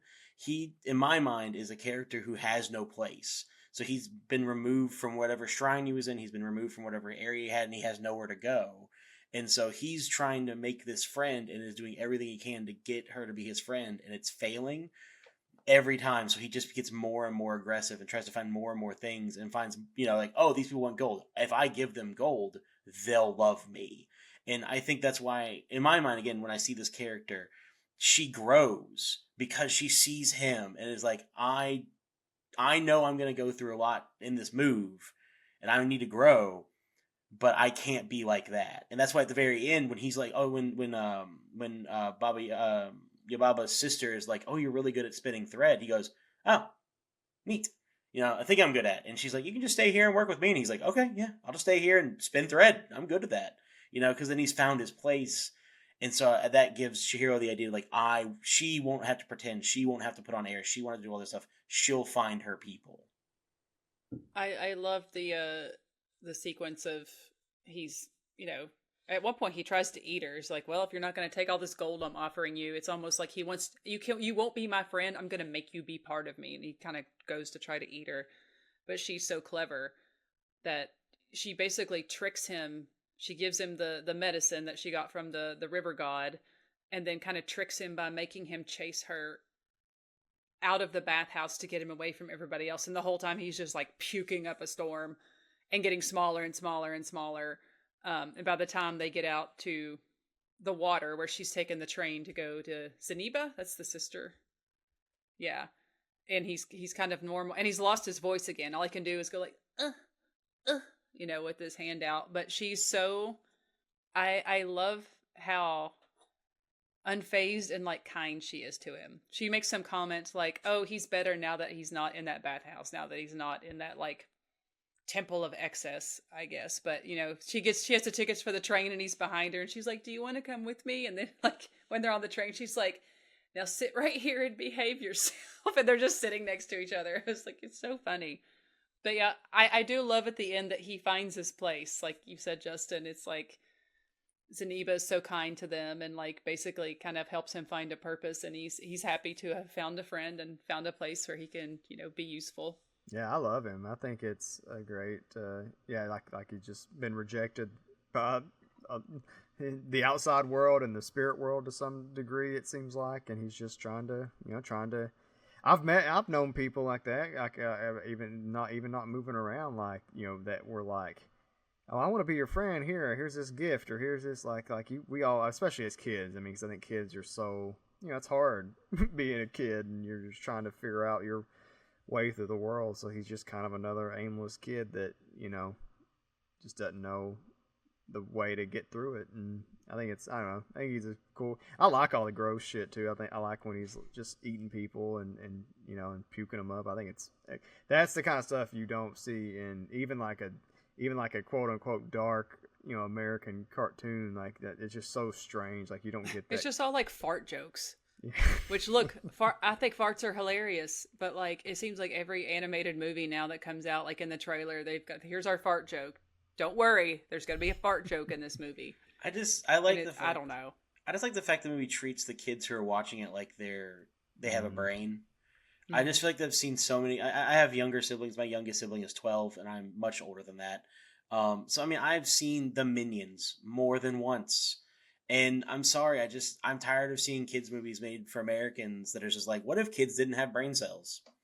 And it's like, no, they do. They can think. Trust me, I taught them. They can think. Don't keep letting them get off of the fact that they're like, oh no, I can be dumb and everybody will be fine with it. Like this movie treats the audience like they have a brain, and I very much appreciate that aspect of this movie. Yeah, and I think that goes back to why, at the age of, when did The Last Unicorn come out? I It was in the 80s. 80s. Yeah, I mean, I was born in 82, so yeah. Oh God, it came out in 82. You grew up with it. I did grow up with it. I just remember like seeing it on TV and then like repeatedly renting the VHS from Blockbuster. I don't know why that my parents didn't just buy it, but Well, because VHSs back then would cost like $40. Yeah, like a ton of money. But I remember parts of that movie being so upsetting, and like basically the unicorn, she's the last of her species and she tries to go off and see if there's anybody left. But it is like really dark and sad in parts, and that really appealed to me. You know, it was nice to have a movie made for kids that doesn't shy away from those kind of themes, and that's what I felt like Spirited Away isn't shying away from, like darker themes of childhood, but it still ends on kind of like an uplifting note. I grew up with a Japanese movie and like an anime that was in a similar vein, at least from what I remember. It's been forever since I've watched it. I'd like to revisit it. Finding Nemo, Little Nemo, like in Slumberland or something. That was I can't remember a lot about it, but I remember feeling, even at the time watching, I would have been like probably 5, 6 or whatever. Like, again, couldn't begin to, we had the VHS, who knows why. It just came into our home, and it was something I grew up with that felt that way. I remember thinking as a kid, like, oh, this is scary. Like, in you know, ways that now if I watch it, I would still think like, oh, this is kind of scary. Like, or, you know, creepy for a kid. So I think that's good. I mean, my wife grew up watching like Freddy Krueger and stuff with her dad, which, you know, like as a kid, you know, I think there's a place for having the conversations around like keeping kids away from certain things at certain times. It's kid by kid. I think you kind of have to have, you know, you kind of got to know your kid and understand if they understand like a difference between reality and fiction and stuff like that. That's all important. But I do think we are good at coddling children in especially our culture. And I would lean on the side of like, yeah, we probably should avoid that. I mean, I know Slade, I know you're trying to introduce your daughter to horror movies, you know, and she's not, you know, a teenager. Oh yeah. No, for me, I mean, I grew up like, I distinctly remember my grandmother, my mom's mom, passed away when I was 7, and I like remember watching Friday the 13th Part 6, Jason Lives, at her house in Florida, and I love that movie. You know what I mean? I was watching Chucky, Jason, Michael Myers, Scream, all of that from the time I was 5, 6, 7, 8 years old. My daughter's mother is not the biggest fan of horror movies, and but my daughter is very much a daddy's girl in the sense that she's really interested in the things that I'm interested in and wants to be part of those things. So I try to ease her in. You know, we started with it was probably when she was about 5. We started with the original Bela Lugosi Dracula and the original Frankenstein. You know, black and white movies, not a whole lot of gore, no language, and spooky enough vibes, right? And we've slowly but surely graduated. I found a cut for TV version of the original Halloween. So, you know, the nudity's taken out, and there's not a whole lot of blood in that either. And she loved that, and yeah, she's really into the Five Nights at Freddy movies. And we've had multiple conversations about like, hey, you know, if it's too much for you, like, we can turn the movie off. And we've never had to have that problem. She's never had any nightmares or anything. Her mother, when I first told her that, hey, I'm going to start introducing her to certain horror movies, but I'll try to keep a fair eye out and appropriateness for it, she was, you know, she's going to have nightmares. And so, of course, like, the next day after watching Dracula, my daughter told her mom that she had a nightmare, and that was like the end of it for a little bit. But we started working our way back into it, and she's never had another nightmare or anything like that. You know, this year, my daughter's never watched the Chucky movies. I don't think those are appropriate for her age. There's a lot of dialogue and things that happen in those films that I cannot defend, even though my parents let me watch them. I'm not letting her watch it yet. But we went as Tiffany and Chucky for Halloween. She's still aware of the characters and loves them anyways, and that's what she wanted to do. So I'll be sure to send you a pic, Josh, so you can put that in there, because seeing me with a big red wig is pretty awesome. But yeah, no, I mean... Only time you'll see Slate with hair. Yeah, unless we're going back to some old photos too. But no, I think that if you're able to have those conversations, like for instance, she really liked Black Phone. There's language in Black Phone that you kind of have to say, hey, those are. She knows what she can and can't say, and she will ask me if she doesn't understand something, and then I'll tell her like, hey, that's just something that you shouldn't say or listen to or whatever. And, when we saw Black Phone 2, which is a lot scarier than the first movie, she was pretty scared in the theater. And I was like, if you want to like finish, like we can leave. Like we don't have to stay. We don't have to watch the rest of this movie. And she was like, no, like I'm scared, but I love this movie. Like I want to watch it. We finished the movie and she loved it, So I just think that if you're able to have those adult conversations with your kid, not necessarily adult one, but if you're able to treat them like they're an adult and give them those responsibilities and let them know, hey, I'm still a safe place, and like if something becomes too big of a problem, we can address that too. Then I think it's a good thing, right? Everybody parents differently, but yeah, I try to have as open relationship with my daughter as I can, as far as like wanting her to be able to talk to me about anything and me being able to not sugarcoat things to make her feel better, but also like give her the pros and cons of everything when you're talking about them. So yeah. Let's get on to the bonus feature for this week. But before we do that, obviously you should watch Spirited Away. I think most of us like it, and if you let it. I did want to say one more thing. Sorry. Do it. I could see myself if I had seen this when I was say 10 years old. I would have 100% had a crush on Haku.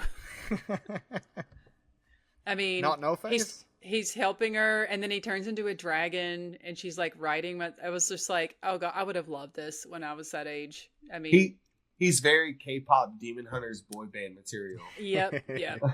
I do want to say something too. Like I said, the movie really couldn't hold my interest, which is crazy for me. Like it blows my mind that I felt the way I felt when I was watching it. But also like. It's one of those films that I do think that watching it a second or third time, I'd probably grow a better appreciation. I think you should watch it with your kid. You think I should watch it with Sophia? I think that would be an interesting way for you to watch it. We could watch it. I don't know if she would like it though. Like she's weird about animated movies, man. She doesn't like, depending on what they are, she doesn't really love a whole lot of animated movies. She's more into like the live action stuff now. She loved like Lilo and Stitch and things, so she might. But I don't know, man. I'll watch it with her, but I got a feeling it's a long movie for her too. That I think that she might be out around the same time that I started to kind of fall out. I will say that's the only thing I would knock it for. I think it works for the movie, but it's 2 hours. We're brushing up against that. My sticking point. So. It's like 2 hours and 4 minutes, I think. That is nothing. It feels longer than that, though. Like, does it not feel longer than that to you guys? To me, I was like, all right, surely this movie's about wrapping up. And I was like, holy shit, we still got an hour. And I think it feels that way a little bit because it does take it. I mean, it does take probably an hour before you get into kind of like when things start kind of quote unquote shit hits the fan, like kind of literally, I guess, in some ways. See, but I love that they don't waste any time in getting them to this realm. There's you have 5 minutes of them driving in a car, and then they are there, and weird shit starts happening immediately. I think maybe it feels long just because we're not conditioned to watch animated movies that are that long here in America. It's like 90 minutes is kind of the sweet spot.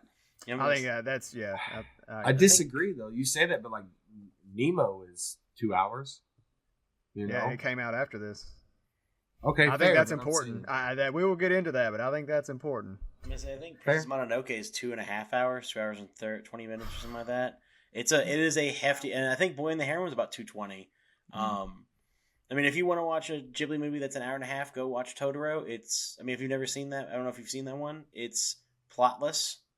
It is an hour and 15 minutes of adorable, and then 15 minutes of like, hey, we need to have a plot at some point in the movie, I guess. Let's have some conflict at some point. That's not just, hey, look, it's cute. Here's cute. Here's more cute. How long's Ponyo? Do you remember how long Ponyo? Ponyo's like probably hour 40. Hour yeah, Ponyo's 35. probably it's definitely the one I've watched the most because my wife, we've watched it together a lot, and it's cute. I think Ponyo is I think Spirited Away is a bigger achievement. I think it's an incredible and probably the better movie, but Ponyo might be my favorite Ghibli movie. So mine's of the Kiki's. ones I've seen, which isn't many. So yeah, I've seen like 15 of them. Kiki's is the best for me. So I'll watch Kiki's Delivery Service every day if I have Kiki's to. the first one I've seen because we watched it in school. Kiki's Delivery Service. We watched it in school, like oddly. Yeah, I don't know why, but right on. Well, since we were talking about all this anime, this week's bonus feature is about anime. You'll find that shocking, I'm sure. I've labeled it anime invasion, quote unquote. To some background, anime is kind of an Americanized, appropriated term because it really just refers in Japan, which is where the word's from. It just refers to all types of animation. Like SpongeBob is anime in Japan. Like that's like what they call SpongeBob anime. It's just another way of saying animation. We use anime to explicitly refer to Japanese animation. So I think that's a little interesting. Some background in the show notes. If you're interested in this, you can dig into it more. But the first animated movie from Japan that received an official release in America, it's called Shonen Saratube Sasuke. It was Americanized. The title is Magic Boy. That was in June of 1961. Had anybody ever seen that movie or heard of that movie? I had not before doing this. I had heard of the White Snake Enchantress, which followed it by a few weeks. It was Americanized as Panda and Magic Serpent. Again, I hadn't watched it, but I had heard of that title before.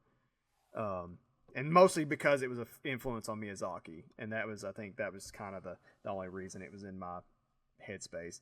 Astro Boy, Speed Racer, there were a few other popular anime series that were in syndication throughout the 60s and 70s.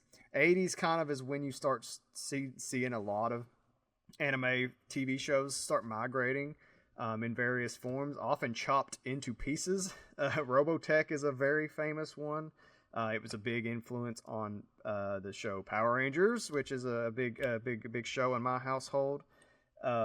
Basically, we know it as Robotech, and the actual series it's spliced together from 3 different shows in Japan, and is like various different types of shows, which is quite interesting. And there's a lot of opinions out there about like that practice in general, like taking these shows and splicing them up and doing different things with them. And I don't expect us to have that conversation because I don't think we need to, but I think there's a lot of good opinions on both sides of that if you're ever interested in seeking some of that stuff out. Film is sort of a weird space for anime at the time, throughout the 80s and 90s. Akira comes out. That's probably the first. I bet that's the first. You guys, I know Justin is. Just Slade, Allison, are you familiar with Akira at all? I've heard of it, never seen it, don't really know what it is. Yeah, I second that. Just seeing scenes from it, it looks pretty incredible, like just an incredibly well drawn movie. And it became a cult hit, but it wasn't like a box office smash or something a lot of people watched or something. It came out, I left it out in the show notes. I think it was like 89, 90, 91, somewhere in that range. So, anime starts to really kind of take off in the 90s in America. Dragon Ball Z, which had a few different dubs, kind of is what I would point to as like the really thing that kicks the door open for a lot of shows. Sailor Moon, sort of at the same time as happening. Can't leave out Pokemon. It's like just this massive pop culture behemoth that is still with us today, and anime wasn't the only thing driving that, but the video games, card games, it had just merchandising, just this crazy mass of crossover appeal in various different places, and anime was a part of that. It was the last. I only know this because I was doing a lot of research into TV ratings when I was writing my Power Rangers book, but it was the last kids show on broadcast TV that was like doing crazy big numbers on broadcast television. After that, cable TV is where kind of TV for kids really starts kind of becoming the leader in terms of TV ratings and stuff. And that's where Dragon Ball Z kind of propagated and became such a big thing was via Toonami on Cartoon Network. It was an action block with a lot of anime over the years. And eventually a lot of that stuff would take place. It would end up on Adult Swim. That sort of also became a place that really helped nurture a love of anime and an acceptance of anime in people. And so in America, it's really become more accepted and aware. The cultural awareness of it, rather, has been only growing since then. As of late 2025, per something I pulled from the New York Times, international revenue for anime for the industry accounted for more than 50% of the $37 billion generated by the anime industry, which is kind of crazy. And that in North America is the largest revenue generator outside of Asia. So a lot of that's probably America and Canada, but also Mexico and like Brazil is like I know that's South America, but I would imagine Brazil is very heavily represented there too, because it's a big like Japanese like culture is there's a lot of Japanese exports that make their way to Brazil. So I think that's worth pointing out. Spirited Away was Japan's top grosser. We mentioned that earlier. Movies made in Japan and outside of Japan until 2020, which is a fun year to reminisce about. That the movie that came out that year, Demon Slayer Mugen Train. Am I saying that right, Justin? Mugen Train. It's part of the Demon Slayer series. It's another like Lupin the Third, another popular anime series. I mean, way more popular, I would hazard to say. I don't know a whole lot about it. But and Demon Slayer Infinity Castle is the current holder of the worldwide box office total. I think that's like 775 million worldwide, which is fucking bonkers for like, it's like the fourth or fifth movie spawned off of, like, this is like if like the sixth Pokemon movie that came out had made $700 million worldwide back when those were getting released in theaters. Like, that's the equivalent of what is happening here. Like, it's an anime movie based off a TV show. Like, it's like if Downton Abbey Part 3 made $700 million worldwide. It's also crazy because they don't, for that movie specifically, they don't tailor it to the viewer. You have to have watched everything else leading up to it to know what the hell is going on. It's not a standalone. That's what's really fascinating about those movies performing so well. Is like it's speaking to a very specific person. It's not like the average moviegoer. It is people who've kept up with this anime that are going to watch this movie, and they're the ones driving that box office, which is pretty. Because in like I don't have this in front of me, but the American like the worldwide total is like 775 million for the Infinity Train or Castle. I know I'm getting that wrong. Sorry, folks. And like probably over 100 million of that was from America, which is pretty. I mean, it's bonkers. There are movies that we consider very popular that won't make $100 million in America this year and 2025 and within the last 10 years. So I think it's very. And you're talking about something that, it's like if Downton Abbey, I think the first one made $100 million, right? Like it was like a pretty big grosser. I mean, it's very similar to that. Titanic was the movie that Spirited Away dethroned. That's probably not that popular. I mean, crazy. It was a big movie everywhere. A lot of the movies, outside of the Infinity, like the two Demon Slayer movies and Spirited Away, Frozen ranks 5th all time in Japan.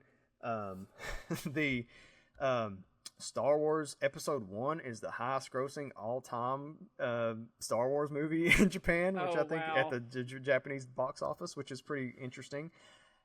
No movies in the Marvel Cinematic Universe are in the top 50 at the Japanese box office, which is something I think worth pointing out because it is a country that obviously loves comic books, manga. That's it's comics. It's Japanese comic books. Different history there, but it's still that's what it is. Superheroes, monsters have a crazy long history in Japan. Tokusatsu, the show that the Super Sentai, the show that Power Rangers sprung from, is a superhero TV show. They love superheroes, but they don't. I'm just reading from the top 50, but like that, most Marvel movies do not perform well there for whatever reason. I wonder if it's. Obviously there are Japanese characters in the Marvel universe. The one that comes to mind just for me is Psylocke, but I'm like, I don't know any hugely popular Japanese Marvel characters. I don't know if that makes a difference. Like, Shang-Chi being from China, and China is so important to like worldwide box office, and Marvel basically caters to them with every movie because they know how important they are. Or does that even matter in Japan? Maybe it's just. I think part of it is probably a little bit about the agenda that's like politically that some of those movies are pushing.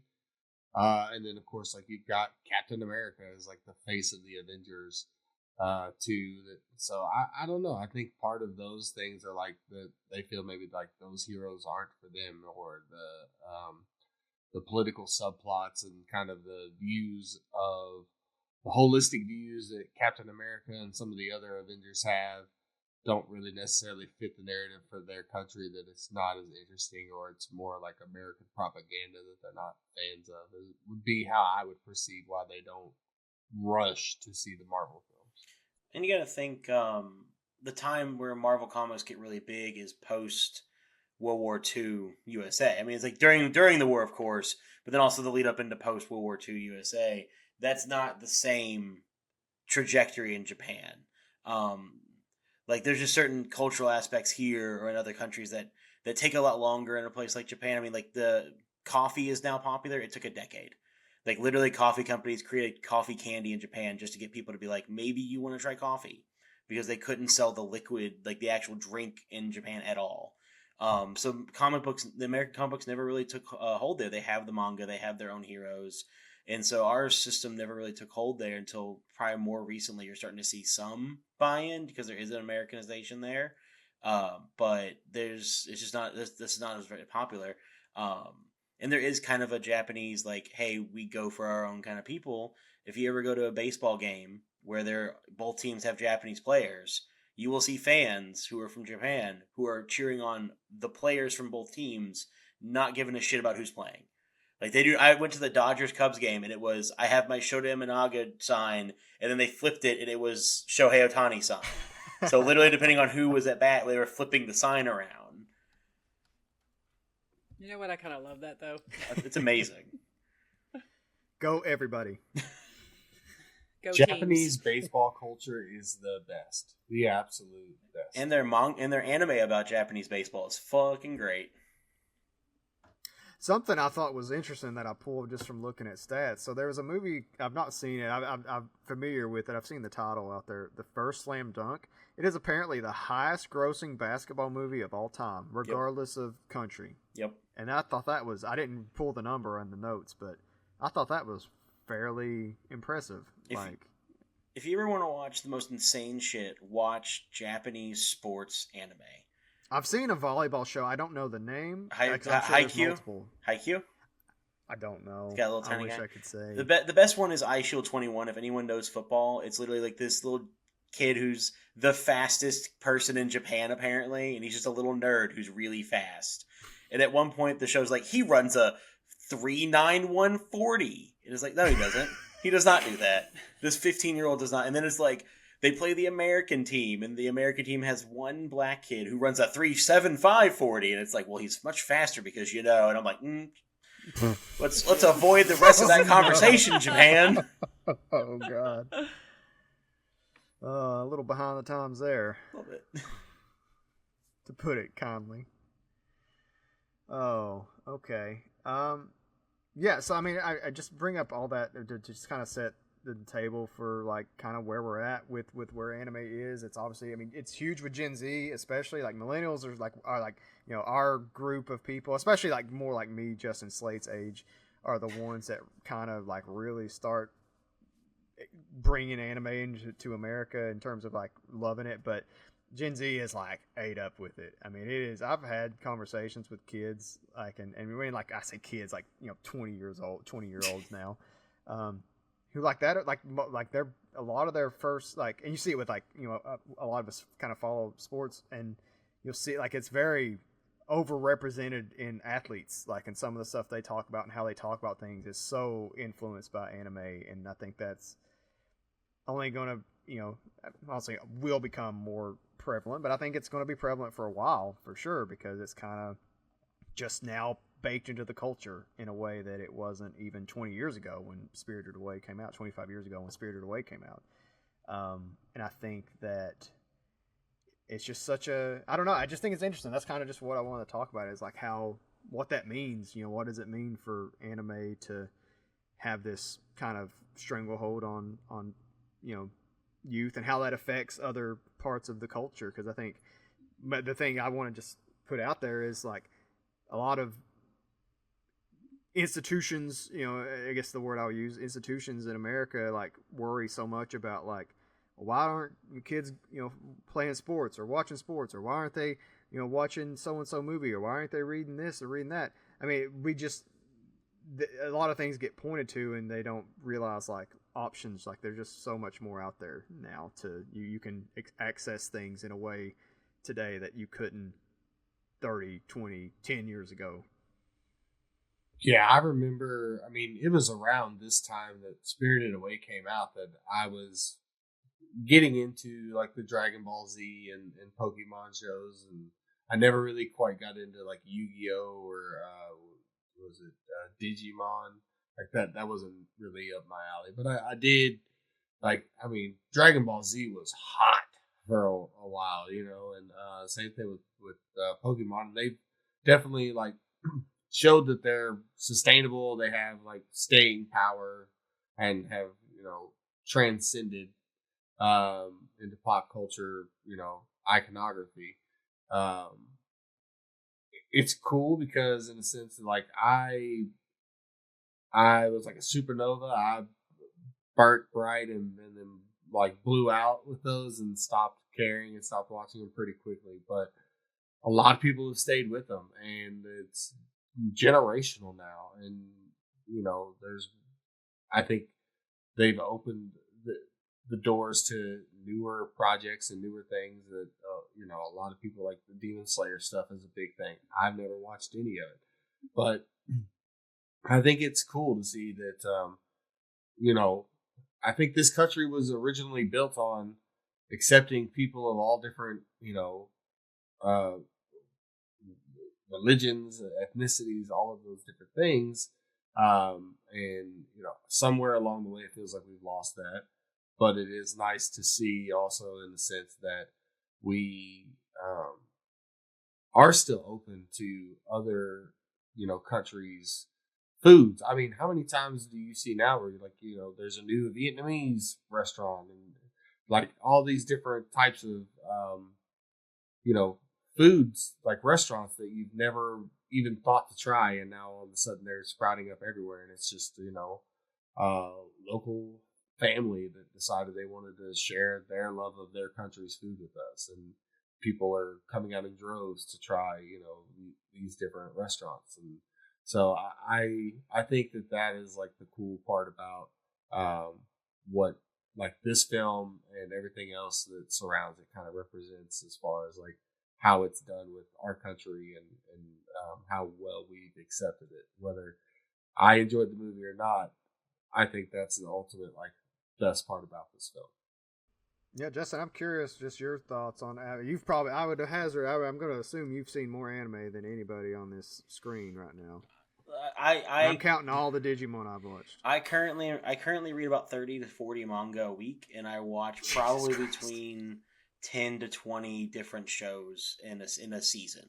So you've seen more than in a week than I have in my lifetime. Anime has always been a big thing for me. There are very few media that matter more to me than anime. Probably Godzilla and Lord of the Rings are the only other two that like they are my media world.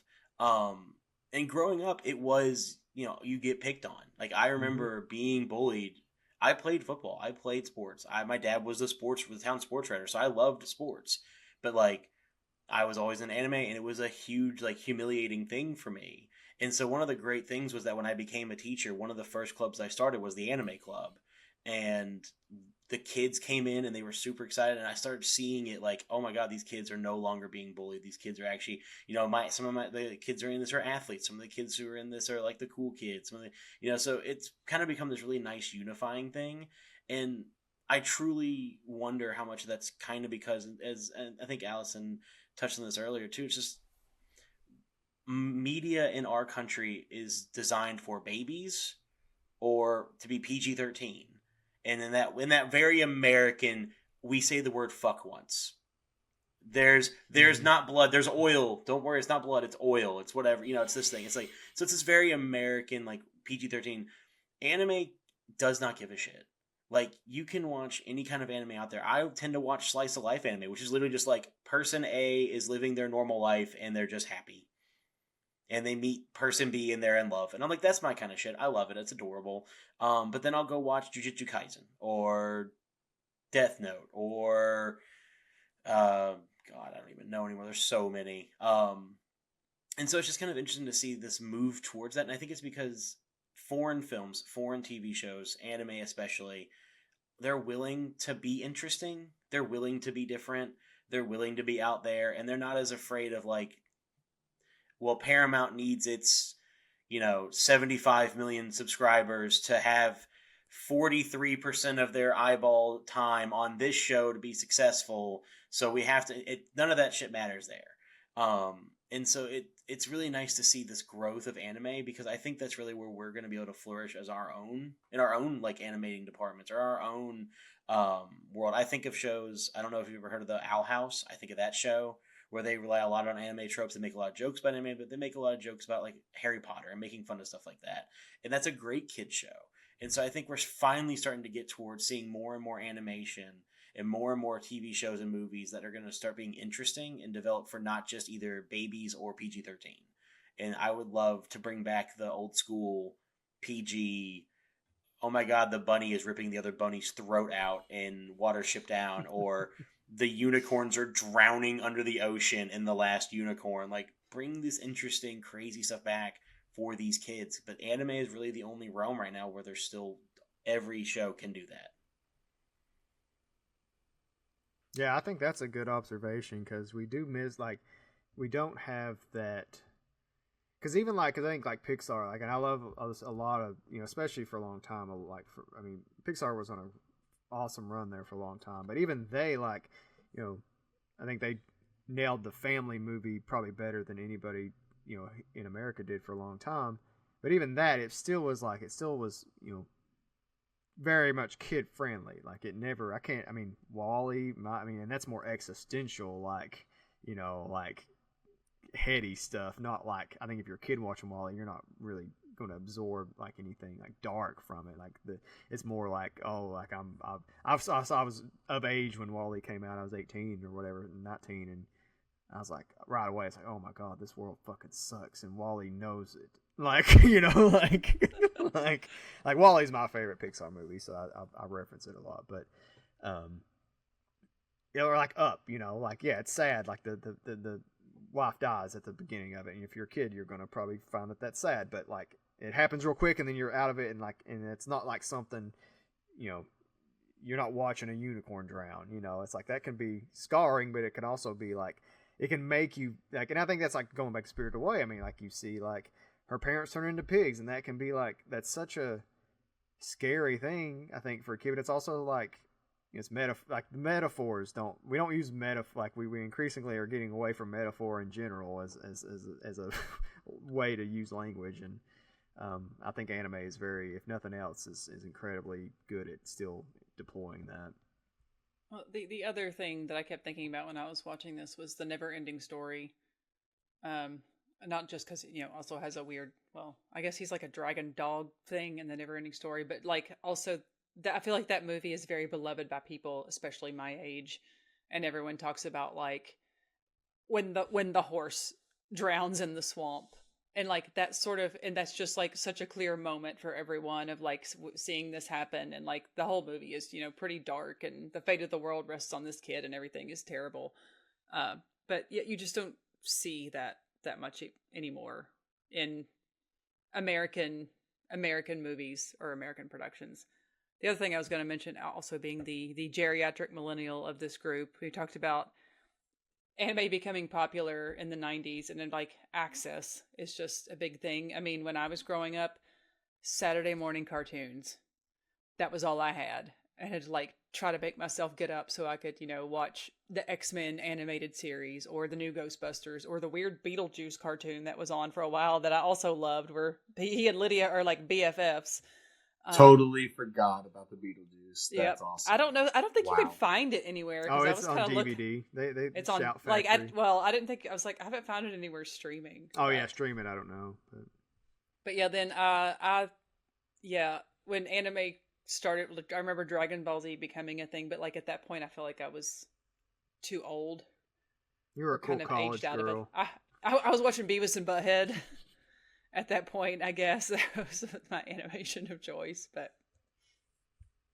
Allison has great taste. And The Simpsons. We wrap up every episode the same way. Does Spirited Away matter? I'm going to let everybody else say their piece. Oh yeah, I definitely think it does. And I get it now.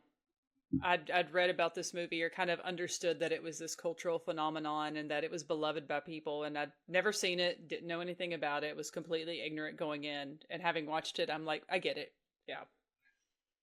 Yeah, I mean, for everything that I just said about what I just said, when it comes to transcending and being open to new things, and how well, Japanese art, just really any kind of art is being received in today's climate.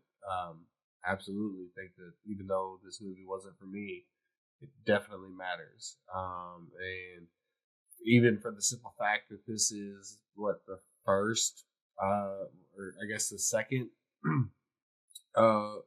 best, animated film at the Oscars. So like, it's one of the ones that kind of sets the table and sets the bar, especially even more for foreign films. It shows that, hey, we're not just going to give best animated film to whatever Pixar and Disney puts out. We will take this seriously, and in the Academy's perspective, this was the best movie. So you can do that with a film from Japan, China, Poland, wherever. If your movie's good enough, it'll be good enough. And I think that's the best part about it being animated too, in the sense that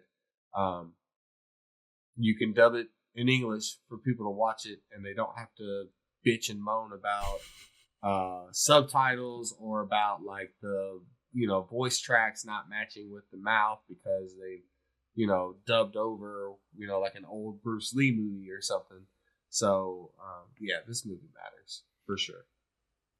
I would say this movie is probably the film equivalent of Dragon Ball Z. I think this is the movie that really opened the door for what comes later. I think it's also understated, and I think we've all kind of danced around this, and again, it kind of depends on how many of the Studio Ghibli movies you've seen. But for Miyazaki being a man, and being a man born in 1941, so many of his movies are led by female characters who are strong and who are like intelligent. There's no sexualization. It's just them being human, being, the lead.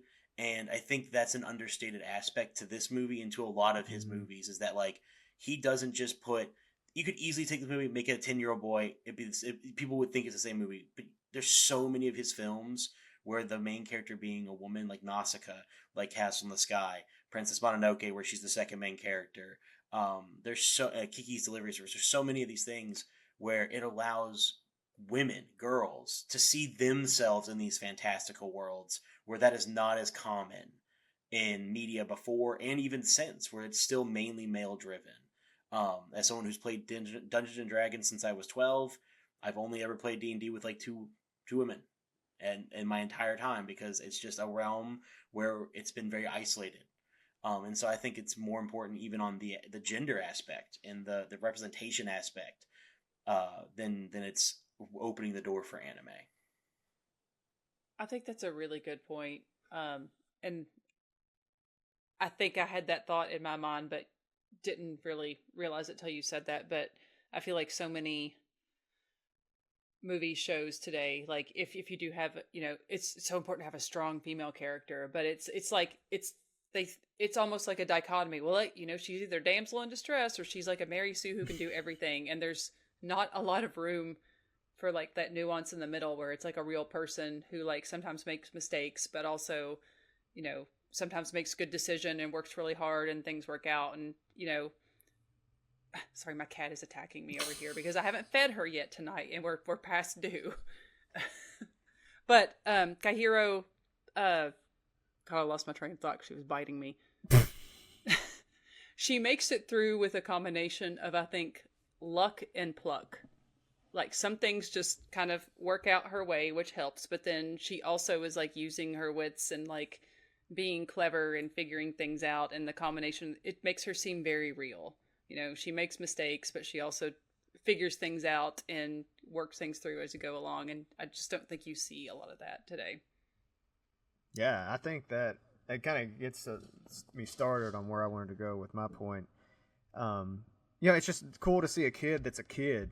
Like I think a lot of things that we see in a lot of our animation is kids that are like either real smart aleckly or like they're smarter than they should be, and I think there's precocious. Yeah, very precocious, and that can be fun. Like I love movies that are characters I love. I got one of my cats. Josh, I was like, I think I hear your cat screaming. Maple's in the back background. there going to town on a bug, I think. But just her being a cool kid is awesome. So what I want, my thought on this is, I told you I had a strong take, and I'm ready. I believe in it. I really do. I think Spirited Away has a really good case as being not just, it matters. Like I absolutely believe it matters. I think it might be the most important movie since Star Wars. Like period. That's based on just because of like obviously the quality. I mean, Star Wars is phenomenal. I mean, sets the bar for what a blockbuster. I know Jaws a couple years sort of really starts it, but Star Wars is like I think where the bar gets set, and I think Spirited Away is where the bar is for what a animated movie can do, regardless 3D, hand drawn, whatever. Just because of just the combination of how good it looks, what it's trying to do in terms of its storytelling, what it is, just how accessible it is, how deep it goes layers wise if you're really trying to dive into it. And I just think there's and then all the outside of the movie stuff where it kind of kicks the door open for anime, like in film, like Justin said, and just what it meant for Miyazaki and like how he is outside of. Because I think here you would just say Pixar. I think most people would say Pixar is like, or Disney is what they think of animation. I think more people might know Miyazaki than know Studio Ghibli. I think they probably look at most Studio Ghibli movies and think every Studio Ghibli movie is a Miyazaki movie. Like that's where I think the average person probably is.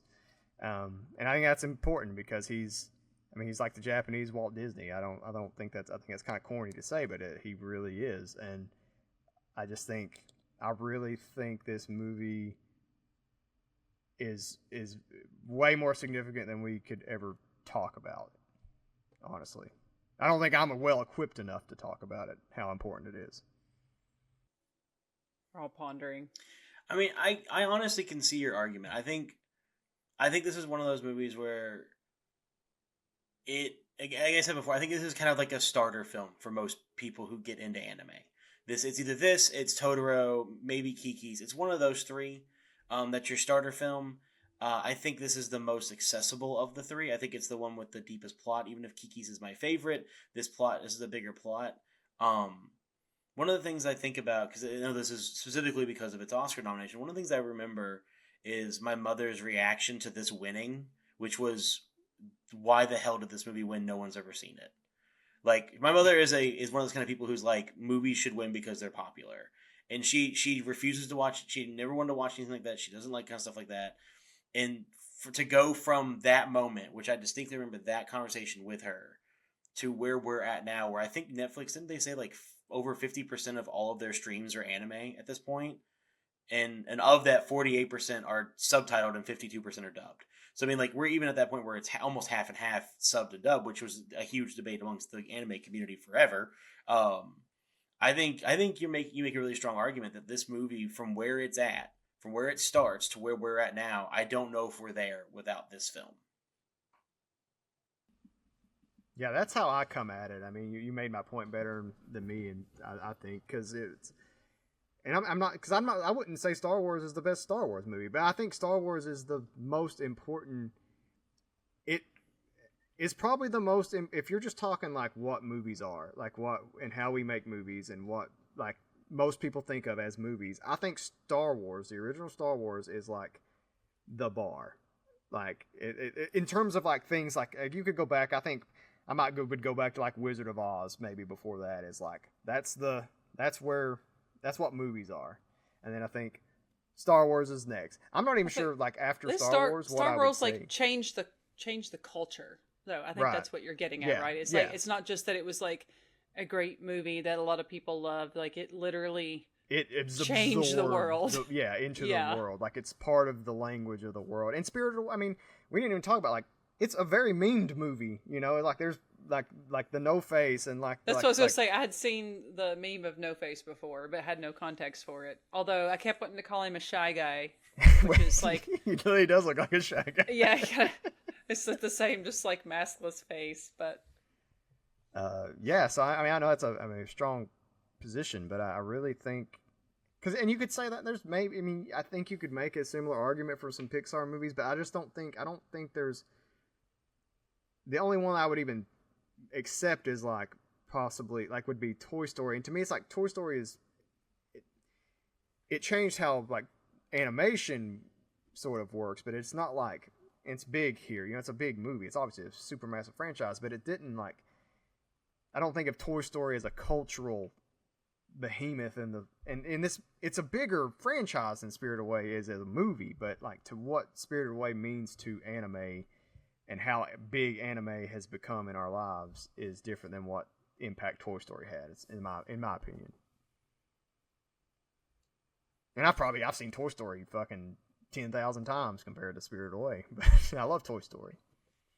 No, I agree. Well, I don't know if I necessarily agree. But I understand where you're coming from. I've been trying to contemplate on if I'm going to disagree, like what film I would like say would counter to that. But I on the spot, I can't think of anything right now. But I understand why you believe that way. And for a lot of people, that probably is not a strong stance. It's probably how they feel too if they're fans of anime and Japanese film, animation, things like that. So it's interesting to think about it that way. So yeah, I'm not going to disagree. I don't know if that's 100% how I feel, but I don't have a film in mind that I would say is the bar for animation movies that has shown like what you can do. And even then you could argue, they don't have the impact worldwide that, Spirited Away has as far as like how the, Spirited Away has affected American culture and its intake on Japanese art. So it made me, when I started thinking about that, it made me also want to think like, what is the, like after Star Wars, what would the live action movie be? And I don't know. I don't even know that there's an answer. It did make me start wondering like, what would you point to as like since Star Wars in the live action space. And I'm not saying we need to answer that question right now, but it was just something that got me thinking, like, what would I even attempt to say? And I don't know. There's nothing that even comes to mind. Like, there's fucking hundreds of awesome movies since Star Wars, but nothing that I think like had that kind of impact. It's interesting. I mean, like, I think you could maybe argue some of the Marvel stuff, but like it's not the same. Like, I don't think it's the same. It was I don't It's either. different, It was for massive. sure. Like, it was massive. Like, it was huge, but it didn't like. I don't know. It's interesting. I think it's probably something you have to live. Like, we'd probably have to go 20 years down Avatar? the road and look back. I was thinking about I feel laugh like the Avatar movies are like the biggest money makers that seem to have no cultural their lasting impact is money, like the money they make, and that's powerful. But like, I don't know. People don't. It's weird though, because the stories that are written in them are very like political, like subplots, you know. So I mean, I'd almost argue The Dark Knight would probably be the one I would probably pick. That was what I was thinking. It was like, if you had to pick one like comic book based movie, I would probably go with The Dark Knight. I don't know. That's a bad thing. That's sort of most watched film probably ever. Led the superhero boom, or kind of, I guess it.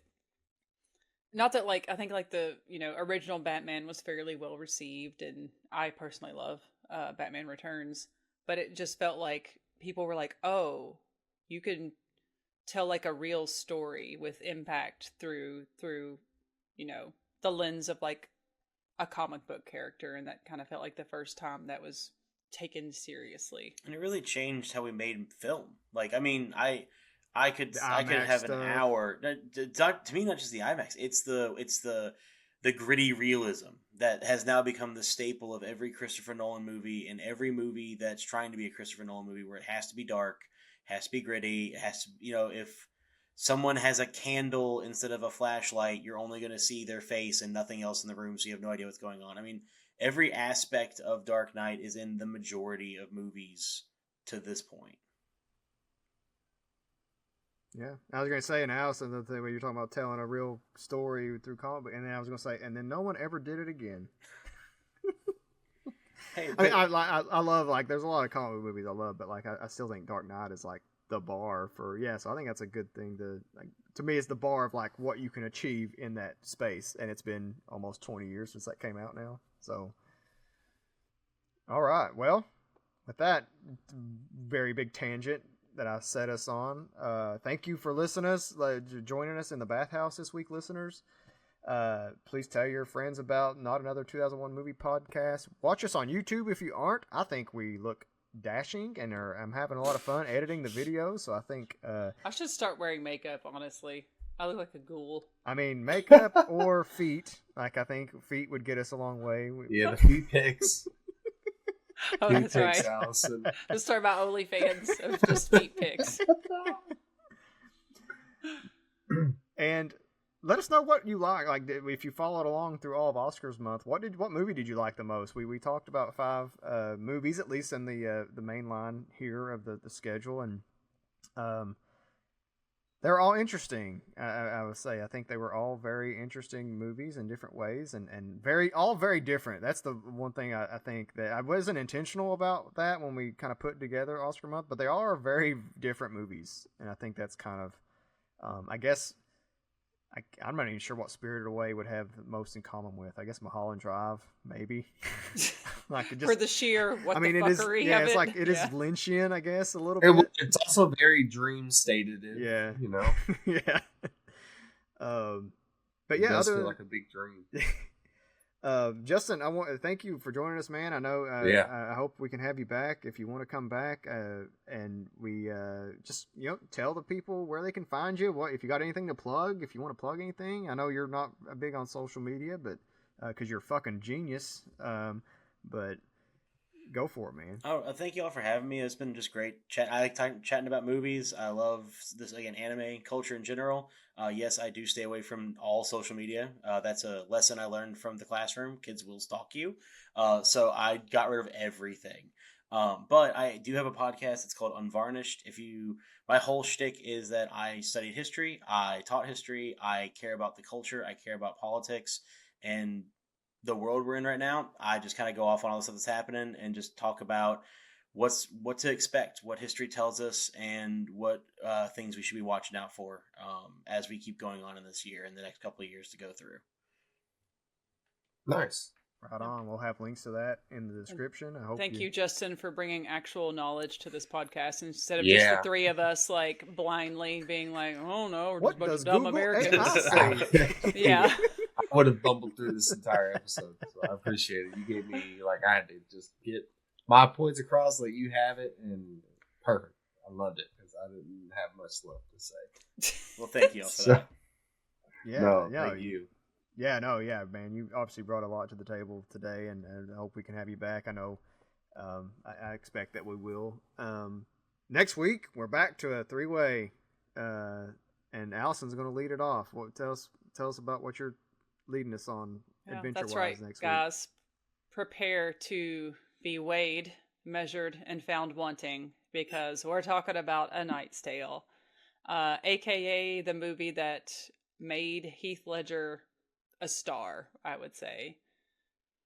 Yeah, I love this movie. It's so silly. Also, the first time I remember seeing Paul Bettany, he's great, and just the anachronistic use of music, which is kind of cheesy, but also very much works for me. You know, using kind of classic rock in this medieval setting. But yeah, I am excited to talk about this movie. It was one I really, really loved, seen many times. I haven't watched it in a while, so I'm ready to watch it again. I haven't seen it since high school, so I'm excited to dive God, back make me into feel it. so fucking old. Every time, everything they're like, I was in high school. No, I wasn't. I wasn't in high school when this movie came out. I was in elementary school. Which oh my god! I was in 5th grade. So, I saw this movie in the theater. Yeah, but no, I remember watching it in high school and enjoying it, but I haven't seen it since then. So excited to dive back into it. Yeah, I'm excited. I've never seen it, so I'm pumped. I know Allison took a lot of comedies in our draft, and we've been on a run of some more serious, definitely I would say more serious movies in general. So I'm glad I think April will be fun for the listeners. We got a lot of funny movies, and I think honestly one of my movies for sure I know is coming up in April, and I'm not even convinced it's a good movie, but I like it. So .com for murder. Oh, I don't think so. That fits the description, though. So. Awesome. Well, until next week, try not to pig out, y'all. Smell you later. All the things that I used to say, all the words that got in the way, all the things that I used to know have gone out the window. Oh, God. I can't top that. Yeah.